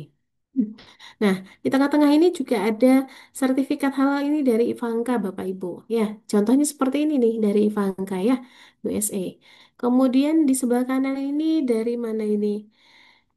Certificate of Analysis. Oh, ini COA, COA Bapak Ibu ya. Nah, ini COA yang bisa digunakan juga ya. Jadi ada beberapa misalnya beberapa bahan ya. Kebetulan bahannya ini dari luar negeri barangkali bisa dengan COA saja nanti coba saja dilampirkan. Begitu. Ada lagi apa free facility ya, pernyataan bebas babi ya, fasilitas bebas babi. Ah ini barangkali satu lagi nih, kalau di MBG itu mungkin akan ketemu santan. Santan ya, santan kan suka beli santan yang di penggilingan santan di pasar atau mungkin ada yang beli cabai giling, bawang giling ya dapur-dapurnya ya yang langsung giling gitu ya. Nah, bingung nih, gitu kan kalau di pasar nggak ada halalnya. Nanti mintakan saja pernyataan bebas babi dari yang jual tersebut di pasar, yang jual cabai giling, santan ya. Kalau mereka susah bikinnya, Bapak Ibu buatkan siapa nama yang jual itu. Nanti mereka tinggal tanda tangan untuk memudahkan ya, tanda tangan di atas materai ya, memudahkan proses gitu. Tapi sampaikan bahwa Bapak Ibu mau pengajuan halal gitu ya. Nanti mau kok. Mereka juga paham ya, begitu. Itu untuk contoh sederhananya ya di eh, apa di kita ya di Indonesia untuk pernyataan bebas babi. Oke. Kemudian ini masih implementasi ya. Jadi Bapak Ibu lanjutannya, Bapak Ibu nanti untuk bahan-bahan usahakanlah menggunakan ataupun membeli bahan ya yang memiliki nama, merek, produsen, dan negaranya yang sudah tercantum dalam daftar bahan halal ya yang disetujui BPCPH dan atau LPH. Nah, makanya pentingnya penyusunan sistem jaminan produk halal salah satunya ini Bapak Ibu. Jadi kan Bapak Ibu menyusun mulai dari identitas perusahaan sampai nanti ke kriteria 5 ya. Nah, di kriteria bahan Bapak Ibu tuh menyusun tuh bahan apa saja yang digunakan. Fungsinya sebagai bahan apa? Baku, penolong, tambahan, kemasan atau apa? Nama bahannya apa, kemudian merek bahannya, produsen ya, nomor halalnya dan seterusnya. Jadi dalam prakteknya nanti Bapak Ibu juga harus menggunakan bahan yang sudah dituliskan di manual SCPH tersebut. Ya, gitu. Kalau misalnya khawatir nih satu merek produk saja mungkin akan susah ya. Mungkin nanti minyak goreng A nggak ada nih di pasar, jadi harus menggunakan alternatif. Jadi input lebih dari satu bahan boleh. Bahan yang sama di input lebih dari satu boleh untuk memudahkan. Ya. Kemudian catatan pembelian bahan ya itu dipelihara Bapak Ibu, disimpan nota-nota pembelian itu disimpan semuanya ya, jangan dibuang ya karena sangat dibutuhkan. Kemudian kalau misalnya Bapak Ibu sepanjang perjalanan ya dalam proses misalnya ingin menggunakan bahan baru ya di luar daftar bahan. Ini Bapak Ibu sudah proses nih, proses audit. Auditornya sudah pergi gitu ya. Ternyata mau menggunakan bahan baru. Ya, Bapak Ibu mau menggunakan tepung terigu merek D. Sementara yang D ini belum ada nih di daftar bahan. Nanti minta ini aja, minta apa? Minta persetujuan penggunaan bahan baru ke LPH dan atau BPJPH ya. Tapi lebih cepatnya ke LPH ya kalau itu masih dalam proses audit. Tapi kalau SH sudah keluar ya, nanti boleh dilapor ke BPJPH dan atau LPH. Gitu ya. Kemudian label bahan ya juga pada saat pembelian itu juga harus diperiksa ya semuanya sesuai ya daftar bahannya. Dan produksi juga dilakukan terhadap bahan-bahan ya atau produk yang sesuai dengan di daftar bahan halal ya. Dan dilakukan juga pemantauan ya Bapak Ibu ya, pemeliharaan dokumen pendukung ya seterusnya ya begitu. Dan pastikan Bapak Ibu selalu ngecek ya, mengecek atau memvalidasi dokumen bahan yang digunakan itu valid ya halalannya. Begitu. Nah, ini untuk validasi dokumen bahan Bapak Ibu bisa masuk ke web BPJPH, bpjph.halal.go.id. Masuk di sini, nanti tinggal diketik nama produknya apa, kata kunci ya. Ini tidak bisa. Ini dua kata kunci bisa, tapi kalau tiga suku kata error ini. Palingan satu atau dua suku kata ya, dan itu nggak boleh salah. Kalau suku katanya salah, dia nggak ngedetek Bapak Ibu. Ini bisa dicoba ya, seperti itu. Nah, gitu Bapak Ibu ya terkait bahan. Kalau misalnya ada yang mau ditanyakan terkait bahan, tapi saya lihat dulu waktunya. Oh, Izin saya lanjut bertanya, dulu Bu. ya. Oh, satu boleh satu, soalnya sudah setengah tiga. Oh ya, Satu boleh. saya bertanya ya, Bu. Tadi Iya, kan silakan. dijelaskan tentang bawang goreng itu kalau Mm-mm. kita beli sudah jadi, berarti kita minta ke produsennya diagram alirnya, nggih? Iya, boleh diagram alir Berarti, kalau dia tidak punya SH. Heeh. oh gitu.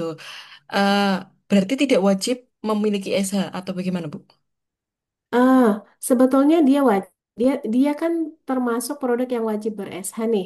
Cuma memang bawang goreng itu kita kan tahu kalau dari dia diproduksi oleh UMK, UMK rumahan ya yang memang dia belum punya SH gitu ya. Ibu Mm-mm. menggunakan nih tetangga ibu bikin bawang goreng. Kebetulan ya harganya terjangkau dan ya rasanya juga nggak kalah ya dengan bawang goreng yang sudah diproduksi massal gitu barangkali. Nah, ibu mau menggunakan itu. Ya kalau seperti itu ya boleh nanti dilampirkan flowchartnya dan pernyataan bebas babi untuk memperkuat Oh gitu. gitu. Bukan Termasuk, berarti dia tidak wajib halal ya. oh gitu. Berarti Ya, termasuk ke, misalnya kita ambil telur puyuh sudah direbus gitu, berarti juga harus seperti itu ya, Bu? iya betul. Oh, nggih. Baik, terima Hmm, kasih, Bu. Oh, iya, satu lagi, Bu, mohon maaf. iya, Tadi kan kalau penyelia itu kan harus muslim, J.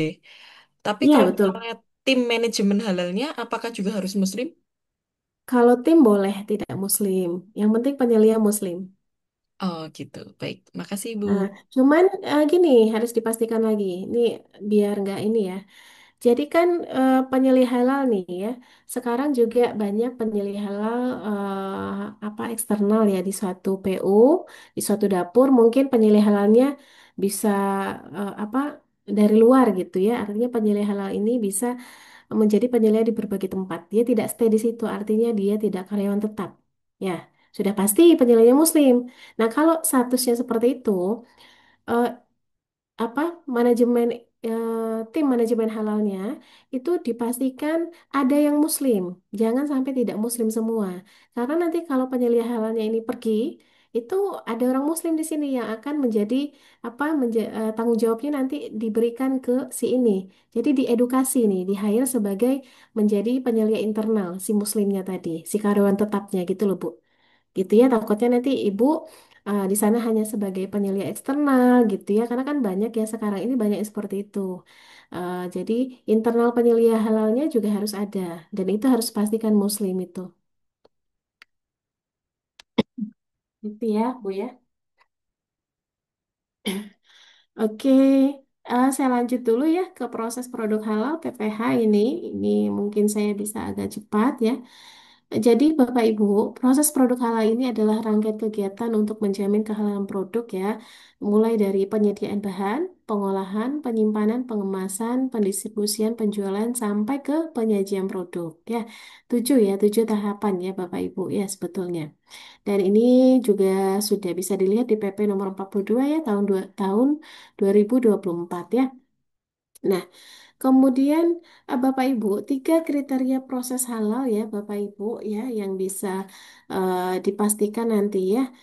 Mulai dari lokasi tempat alat ya, kemudian peralatan dan perangkat PPH dan prosedur. Ya, ini ya yang perlu dikritisi ya Bapak Ibu sekalian.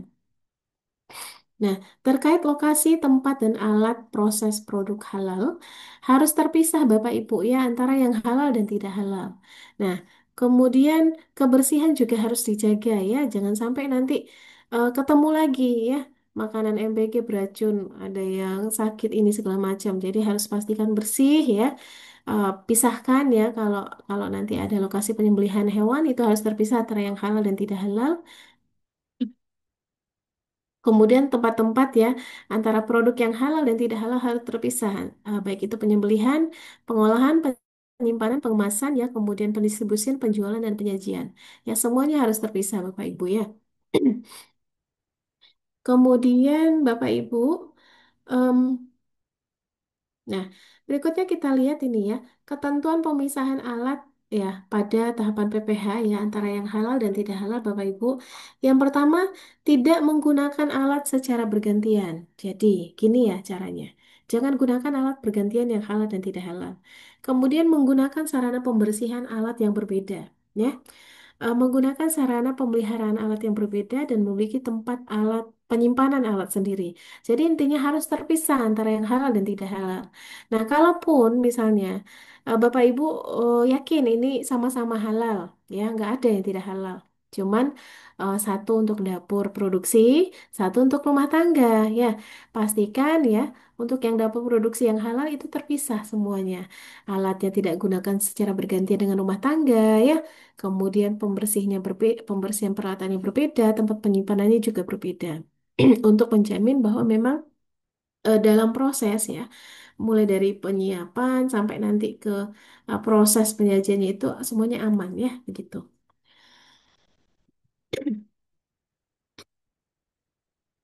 Nah, kemudian Bapak Ibu, dalam hal pendistribusian, penjualan dan penyajian produk yang berasal dari hewan halal dan non halal ya, Bapak Ibu harus dipisahkan ya antara produk segar ya. Asal sudah pasti intinya begitu ya, yang halal dan tidak halal tidak boleh bergabung itu sih intinya ya. Baik itu segar ataupun tidak segar ya. Jadi begitu. Oke, ini apa ini?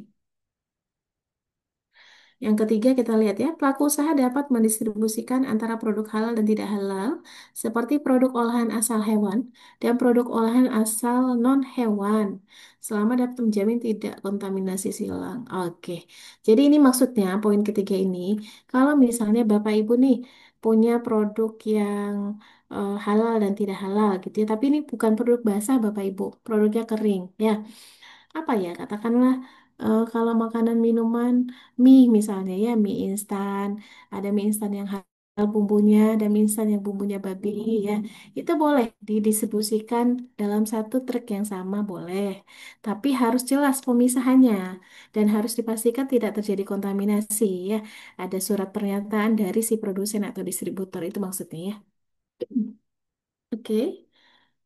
Yep.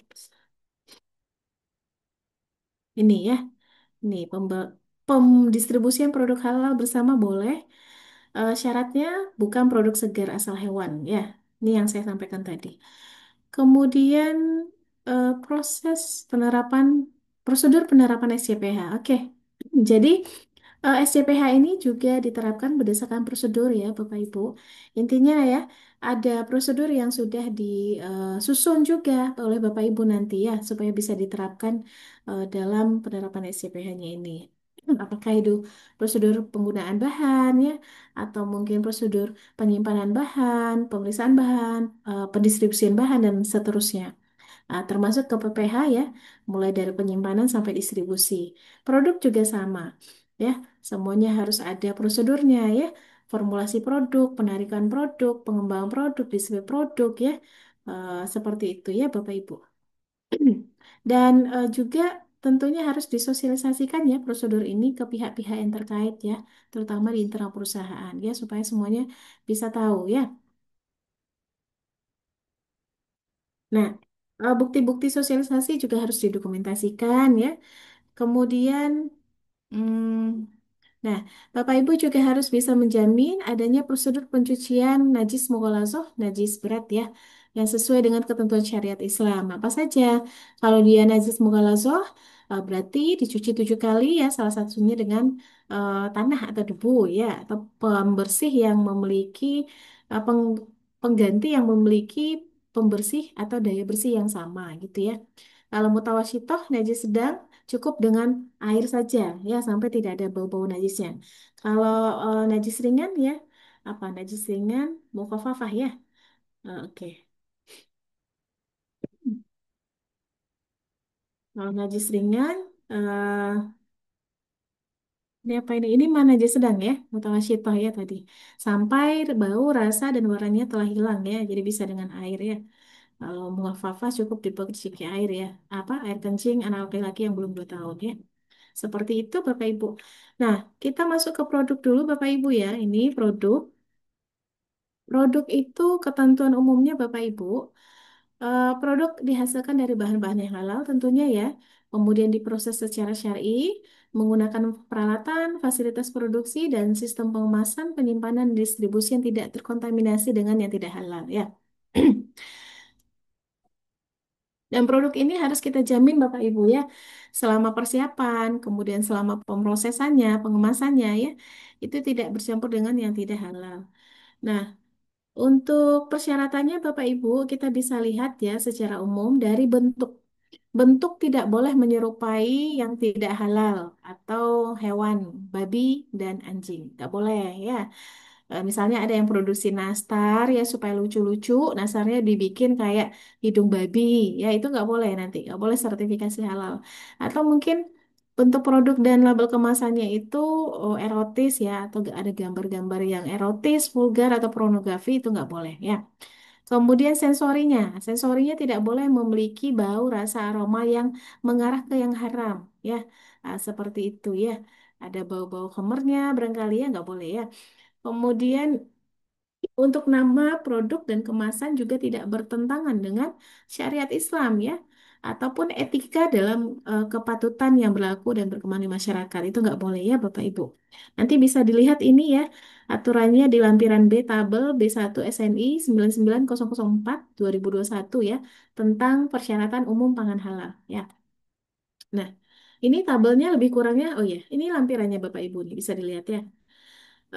Ini contoh nama bentuk kemasan produk yang diperbolehkan dan yang tidak. Yang pertama, terkait dengan nama dan atau simbol-simbol kekufuran, kemaksiatan, dan atau berkonotasi negatif.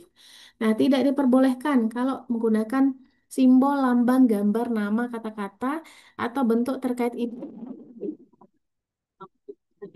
Mohon maaf Bapak Ibu. Sebentar Bapak Ibu ya, izin sebentar.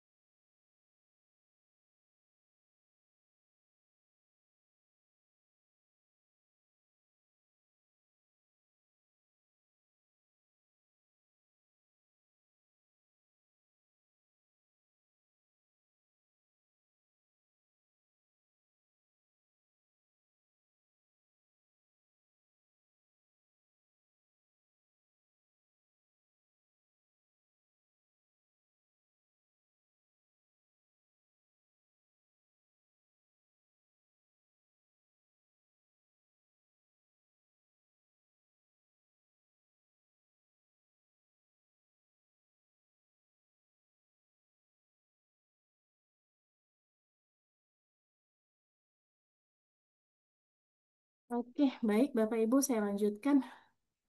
Nah, ini ya tadi ya. Untuk nama dan atau simbol-simbol kekufuran ya, kemaksiatan dan atau berkonotasi negatif ya. Jadi tidak diperbolehkan kalau misalnya eh, ada simbol, lambang, gambar, nama ataupun kata-kata ya, ataupun bentuk yang terkait ibadah lain ya, kepercayaan lain nggak boleh. Kemudian contohnya apa ya? Contoh lainnya ada itu ya, contohnya coklat Valentine Bapak Ibu ya. Itu kan ada bertentangan ya dengan akidah Islam itu nggak boleh. Kemudian ada lagi mungkin nama, lambang atau ada gambar-gambar ya yang menggambarkan kekufuran atau kemaksiatan ya. Mie setan, mie apa mie iblis ya. Atau mungkin ada gambar apa ya? Gambar cake, kue yang berbentuk kuburan atau apa gitu ya. Itu juga nggak boleh ya. Nah, yang diperbolehkan itu sebelah kanannya ya. Nama dan bentuk biskuit Gingerman ataupun Snowman ya. Ini boleh ya. Kemudian kata-kata gongsi facai, cap gomeh pada nama produk boleh ya. Kemasan luar produk diperbolehkan, misalnya tulisan Selamat Valentine dengan catatan tidak boleh meletakkan logo halal. Oke, kalau ada tulisannya Selamat Valentine, boleh tulisannya, tapi nggak boleh diletakkan logo halal di bawahnya, gitu. Ya, oke. Kemudian yang kedua, produk yang menggunakan nama benda atau hewan yang diharamkan. Nah, kalau dia menggunakan Homer, ya, ada istilah root beer, es krim rasa rum raisin, ya, dan lain sebagainya itu nggak boleh. Terkait babi dan anjing, misalnya ada bacon, bacon ya. Kemudian ada ham, ya, cunyuk, ya, nama-nama babi ya, yang lainnya itu juga nggak boleh ya untuk sertifikasi halal. Tapi istilah lain seperti ada bak yang telah menjadi tradisi ya, tradisi di kita seperti ada bakso ya, bakmi, bakpia ya, bakwan itu boleh ya.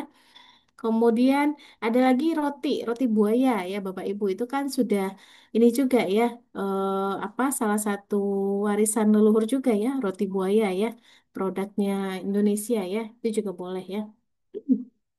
Kemudian apa lagi? Banyak lagi contohnya Bapak Ibu ini nanti bisa dilihat ya. Bapak Ibu sudah punya materinya ini? Nanti bisa dibaca ya ini ya untuk tabelnya. Kita lanjut dulu biar bisa kita bisa diskusi ya. Materinya bersama Nih, Bu, dengan ini yang Bapak Ibu jelas. nih. Ini contohnya nih Bapak Ibu nih. Ini nggak boleh nih semuanya ya. Nah, ada gambar bakso pocong dan segala macam. Ya, nggak boleh ini ya. Di sertifikasi halal. Nah, kemudian pengemasan dan pelabelan. Intinya wajib ya mencantumkan label kemasan. Kalau dia memang sudah halal, wajib dicantumkan halalnya. Mudah dilihat, mudah dibaca, dan tidak mudah dirusak ya. Nanti bisa dibaca juga. Ini oke, identifikasi mampu telusur ya, ini penting ya. Jadi saya lanjut dulu slide-nya. Jadi intinya untuk mengidentifikasi produk itu bisa kita telusur ya. Ada identitas ya di produknya. Apakah itu pengkodean, kode produksi atau expire ya yang nanti bisa dihubungkan dengan catatan-catatan produksi ya atau catatan penjualan dan lain sebagainya gitu ya. Kemudian produk yang tidak memenuhi kriteria bagaimana cara penanganannya? Nah, misalnya Bapak Ibu memproduksi ayam goreng. Ya, ternyata ayam gorengnya ini sudah diproduksi ya karena harus didinginkan di dinding dapur. Tiba-tiba ada cicak merayap. Cicak merayap jatuh ke si ayam goreng. Ya, cicak kan najis ya. Jadi, si produk yang kena cicak tadi itu harus dibuang Bapak Ibu. Gak boleh dibuang cicaknya aja, terus nanti diambil ayamnya nggak boleh. Harus dibuang ya. Intinya begitu, nggak boleh diproduksi ulang, di reward, di downgrade, reformulasi nggak boleh. Harus dibuang. Itu salah satu contoh ya. Nah, kemudian terakhir pemantauan dan evaluasi Bapak Ibu ya. Di sini ada proses audit internal, ada proses kaji ulang manajemen. Bapak Ibu nanti juga melakukan audit internal ya di dapur MBG-nya ya. Rintatannya begitu. Jadi Bapak Ibu paling tidak 1 kali setahun ya, paling tidak di awal itu Bapak Ibu lakukan. Jadi apa yang sudah disusun di manual SYPH kemudian diterapkan ya, ya diaudit lagi oleh Bapak Ibu. Ini sudah sesuai belum ya kira-kira gitu ya. Nanti checklist auditnya nanti mengacu saja ke dokumen yang ada di manual SCPH nanti ya. Udah sesuai atau belum ya, semua-semuanya ada temuan atau bagaimana ya. Nah, kaji ulang juga sama seperti itu.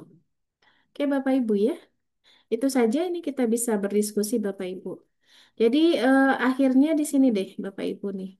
Resume ya, resume dari kriteria SCPH ini, Bapak Ibu ada 5, komitmen tanggung jawab, bahan, PPH, produk, pemantauan evaluasi ya.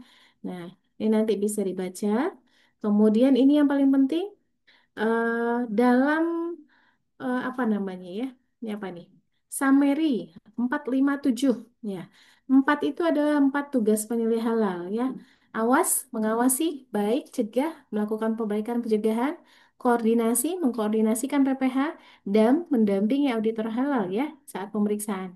5 kriteria SCPH, mulai dari komitmen tanggung jawab, bahan, proses produk halal, produk pemantauan evaluasi. Dan 7 tahapan PPH, penyediaan bahan, pengolahan, pengemasan, penyimpanan, pendistribusian, penjualan, dan penyajian. Ya, jadi 4, 5, 7 jangan sampai lupa. Ya, begitu. Kita bisa berdiskusi di sisa waktu, Bapak Ibu. Silahkan tadi ada yang resen terlebih dahulu. Tadi saya lihat Siapa ini mohon saya ya. Saya, Bu. Oh iya, silakan. Oke, terima kasih Ibu Elia Yuswita. Eh, saya ingin bertanya terkait dengan mungkin lebih tepatnya ke solusi, nggih, Bu ya. Tadi sempat dijelaskan terkait dengan sebentar Bu, saya buka materinya tadi. Iya.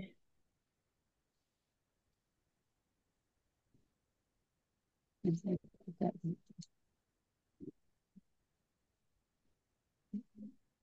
Hmm.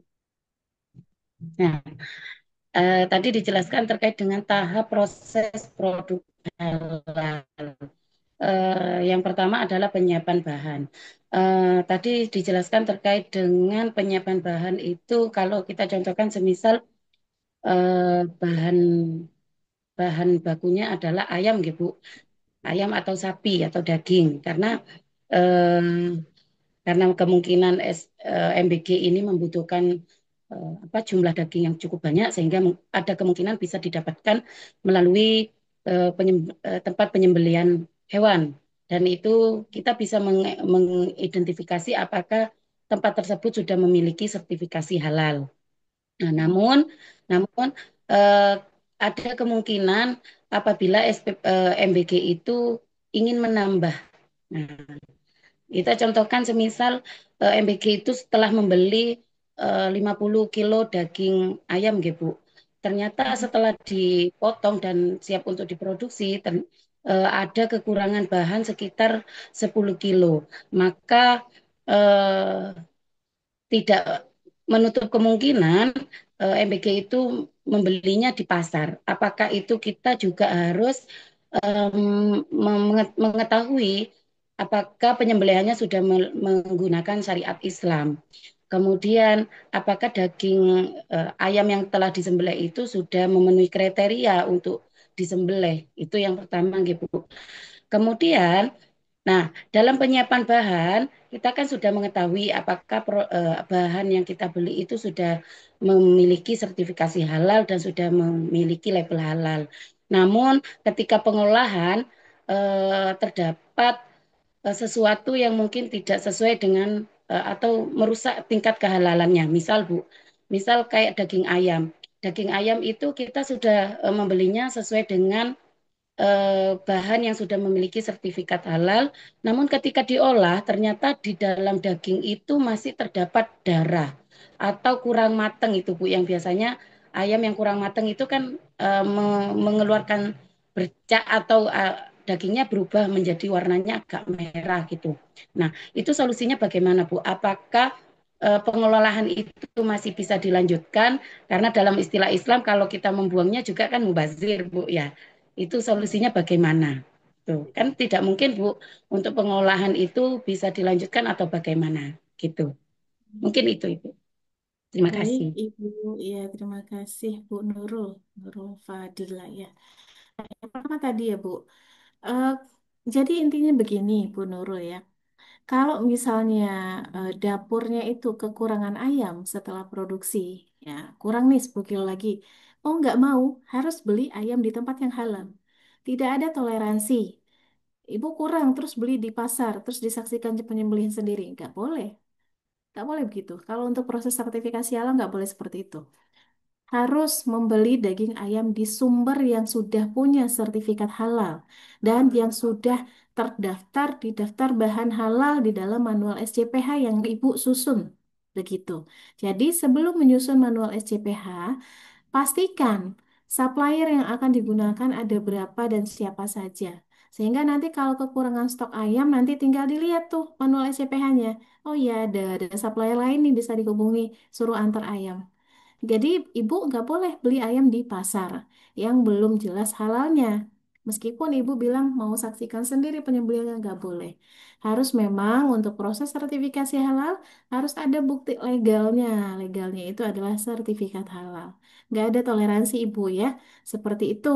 Nanti kalau ibu melanggar sertifikat halal sudah keluar, eh, pelaku usahanya melanggar hal itu nanti kesalahannya atau dosanya ya kita kata bilang seperti itu jatuh ke pelaku usahanya dan penyeliannya begitu. Kalau auditor tugasnya sudah selesai pada saat proses audit. Mereka sudah percaya karena Bapak Ibu sudah bikin surat pernyataan bebas babi, surat komitmen segala macam sudah penuhi. Tapi ternyata pada perjalanannya Bapak Ibu sendiri yang melanggar karena tadi ya kasus tadi. Nah, karena Bapak Ibu sudah tahu kalau dilanggar juga ya kembali lagi. Nanti dampaknya silakan ditanggung sendiri oleh PU. Tapi pada regulasinya itu tidak boleh dilakukan. Karena memang untuk yang halal ini harus jelas ya Bapak Ibu ya, hitam putihnya harus jelas. Kalau memang Ibu mau proses sertifikasi halal, kalau memang kekurangan supply ayam gitu ya, jangan beli di pasar yang belum punya sertifikat halal. Kecuali yang pasar ini memang dia membeli dari RPH yang sudah punya halal. Kan ada juga ya, RPH-RPH itu memang menjual ayamnya ke pedagang-pedagang kecil yang ada kios-kiosnya, ada juga. Makanya itu perlu dipastikan. Kalau itu dapat benang merahnya, Ibu yakin pedagang di pasar itu beli di RPH yang sudah punya halal, ya nggak apa-apa. Tapi kalau Ibu nggak yakin, ya jangan. Saya sarankan begitu, jangan ya nggak boleh. Intinya begitu. Intinya untuk ayam harus menggunakan daging ayam yang sudah sangat-sangat jelas mempunyai sertifikat halal. Gitu ya, Bu ya. Kemudian untuk yang tadi, kalau misalnya ditemukan ya ayam ya, mungkin prosesnya yang kurang sempurna ya, ada darahnya ya. Kalau dia apa proses pencuciannya yang kurang bersih ya, sudah direbus nih ada darahnya, saya rasa masih bisa ya direbusnya dilamakan ya, sehingga nanti darahnya kan akan apa namanya itu? eh Berubah ya nanti ya. Nanti bisa darahnya tidak kelihatan lagi kalau dia kelihatan darahnya itu dalam proses perebusan.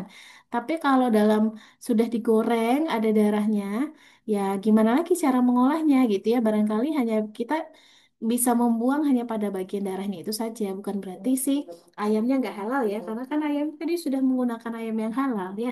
Hanya saja mungkin dalam prosesnya yang kurang mateng sehingga darahnya masih kelihatan. Ibu Nurul ya. Tapi kalau ayam goreng kan nggak bisa lagi tuh diolah.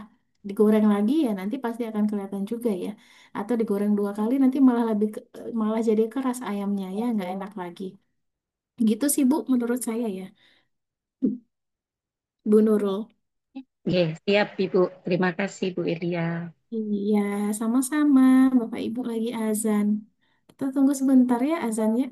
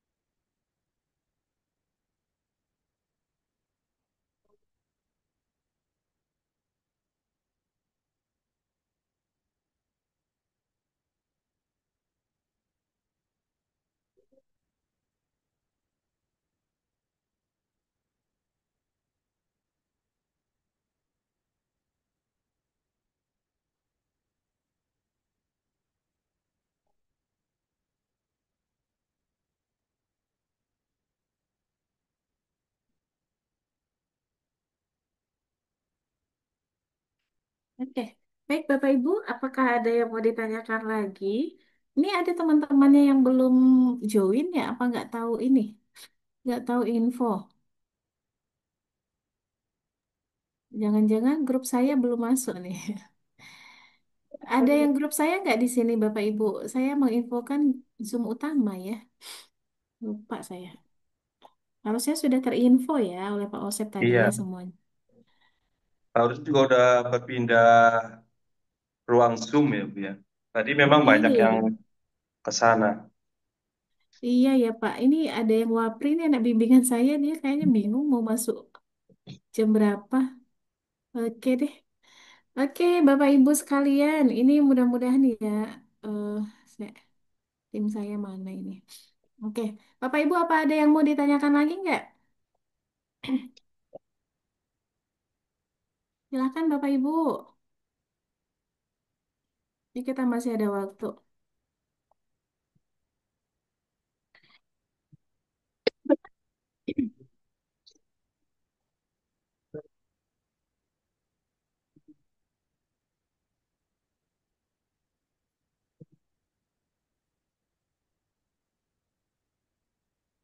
Hmm. Absen jangan lupa ya Bapak Ibu sekalian. Jadi Bapak Ibu, ini saya apa, menyampaikan resume saja ya ringkasan. Dalam SCPH ini intinya adalah Bapak Ibu kenapa harus memahami SCPH, Sistem Jamin Produk Halal ya. Nanti Bapak Ibu jadi tahu ya, apa-apa saja yang perlu dipersiapkan atau disusun ya dalam manual SCPH nanti yang akan digunakan sebagai persyaratan pengajuan sertifikasi halal dari dapur MPG yang akan Bapak Ibu dampingi ya. Dan di situ kuncinya ada 5 kriteria Bapak Ibu, 5 kriteria SCPH. Komitmen dan tanggung jawab. Di dalamnya itu ada kebijakan halal harus ditetapkan ya, harus dibuat. Nah, Bapak Ibu bantu nanti tuh dapurnya. Kemudian tim SK tim SK penetapan tim manajemen halal dan atau penilai halal itu juga harus disiapkan, dibuat, ditandatangan oleh si ownernya MBG. Kemudian SDM, terkait SDM, pelatihan. Oke, Bapak Ibu sebagai penilai halal sudah punya sertifikat nanti pelatihan eksternal aman. Nah, tinggal Bapak Ibu menyelenggarakan atau melakukan internal training nanti ke karyawan-karyawannya ya, ke karyawan dapurnya. Nanti ya seperti sharing aja, sharing ilmu ya.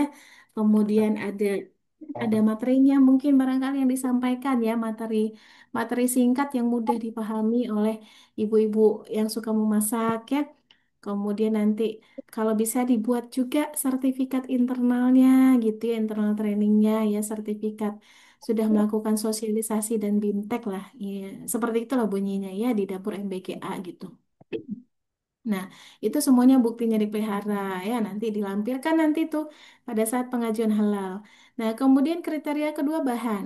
Bahan ini nanti disusun di dalam manual SCPH, ada lampiran menu daftar bahan. Semua bahan yang digunakan masuk ke situ, semuanya ya, disusun sesuai format ya. Nah, tadi kalau ada menggunakan supplier lain, masukin situ semuanya, masukkan ke situ. Semuanya bahan-bahan ya sama bukti pendukungnya. Sertifikat halalnya misalnya untuk bahan daging, unggas, ayam ya, lampirkan di situ. Kemudian bukti pembelian bahan, lampirkan semuanya di situ. Ya, bahan-bahan. Nah, kalau ada yang menggunakan kuas nanti, jangan lupa ya. Barangkali ada MBG yang menunya ayam bakar, ikan bakar. Ada menggunakan kuas. Jangan menggunakan kuas yang bahannya itu dari rambut atau bulu ya, Bapak Ibu ya. Gunakan kuas sintetik. Nah, kalau kuas nilon nggak apa-apa. Kalau kuasnya rambut atau bulu ya, itu takutnya bukan dari hewan halal ya. Nah, pastikan itu kuasnya dari sintetik aja ya, gunakan. Kemudian itu bahan-bahan sudah tadi ya, bahan pencuci, bahan kemasan, pastikan halal semuanya. Proses produk halal PPH-nya ya, harus pastikan juga Bapak Ibu mulai dari penyediaan bahan sampai ke penyajian semuanya harus aman, tidak ada kontaminasi atau bercampuran antara yang halal dan tidak halal ya. Tidak hanya memperhatikan halalnya saja, tapi juga toibnya, kebersihannya Bapak Ibu ya. Bapak Ibu kan nanti di sana menyaksikan proses ya. Pastikan bahwa prosesnya itu bersih, makanan yang akan dihidangkan disajikan ke anak-anak juga masih layak untuk dikonsumsi ya. Artinya bukan makanan yang sudah basi ya, seperti isu yang sudah beredar ya sebelumnya. Pastikan itu masih aman dikonsumsi oleh anak-anak ya, karena ini kan untuk kebutuhan gizi anak-anak ya. Begitu Bapak Ibu pasti tahu ya bagaimana caranya. Kemudian itu proses. Nah, produk ya. Produk yang keempat, produknya sudah pasti yang menggunakan nama yang baik ya, tidak ada masalah harusnya ya. Cuman untuk kemasan aja ya, eh, pastikan aman lah semuanya. Untuk pemantauan evaluasi terkait internal audit, kaji ulang manajemen, lakukan itu sebelum Bapak Ibu diaudit. Sebelum auditor dari LPH turun ke sana, ke dapur MBG, lakukan itu. Lakukan audit internal di internal perusahaan. Apa ininya panduan checklist auditnya? Lihat di manual SCPH sudah ada. Itu saja yang dipakai Bapak Ibu untuk memudahkan ya proses internal audit di awal Halo, ini. Bu. Iya, baik Pak Aldo. Kalau Itu saja ya ya, Bapak Ibu. sebentar, Eh, sebentar Ibu, sebentar. ya, Ji, Bu, Bu. Ya, Bu Ilya, udah selesai ya? iya, itu saja Bapak Ya, Ibu ya. Terima kasih banyak baik. atas waktunya ya. Saya serahkan ke Pak Aldo.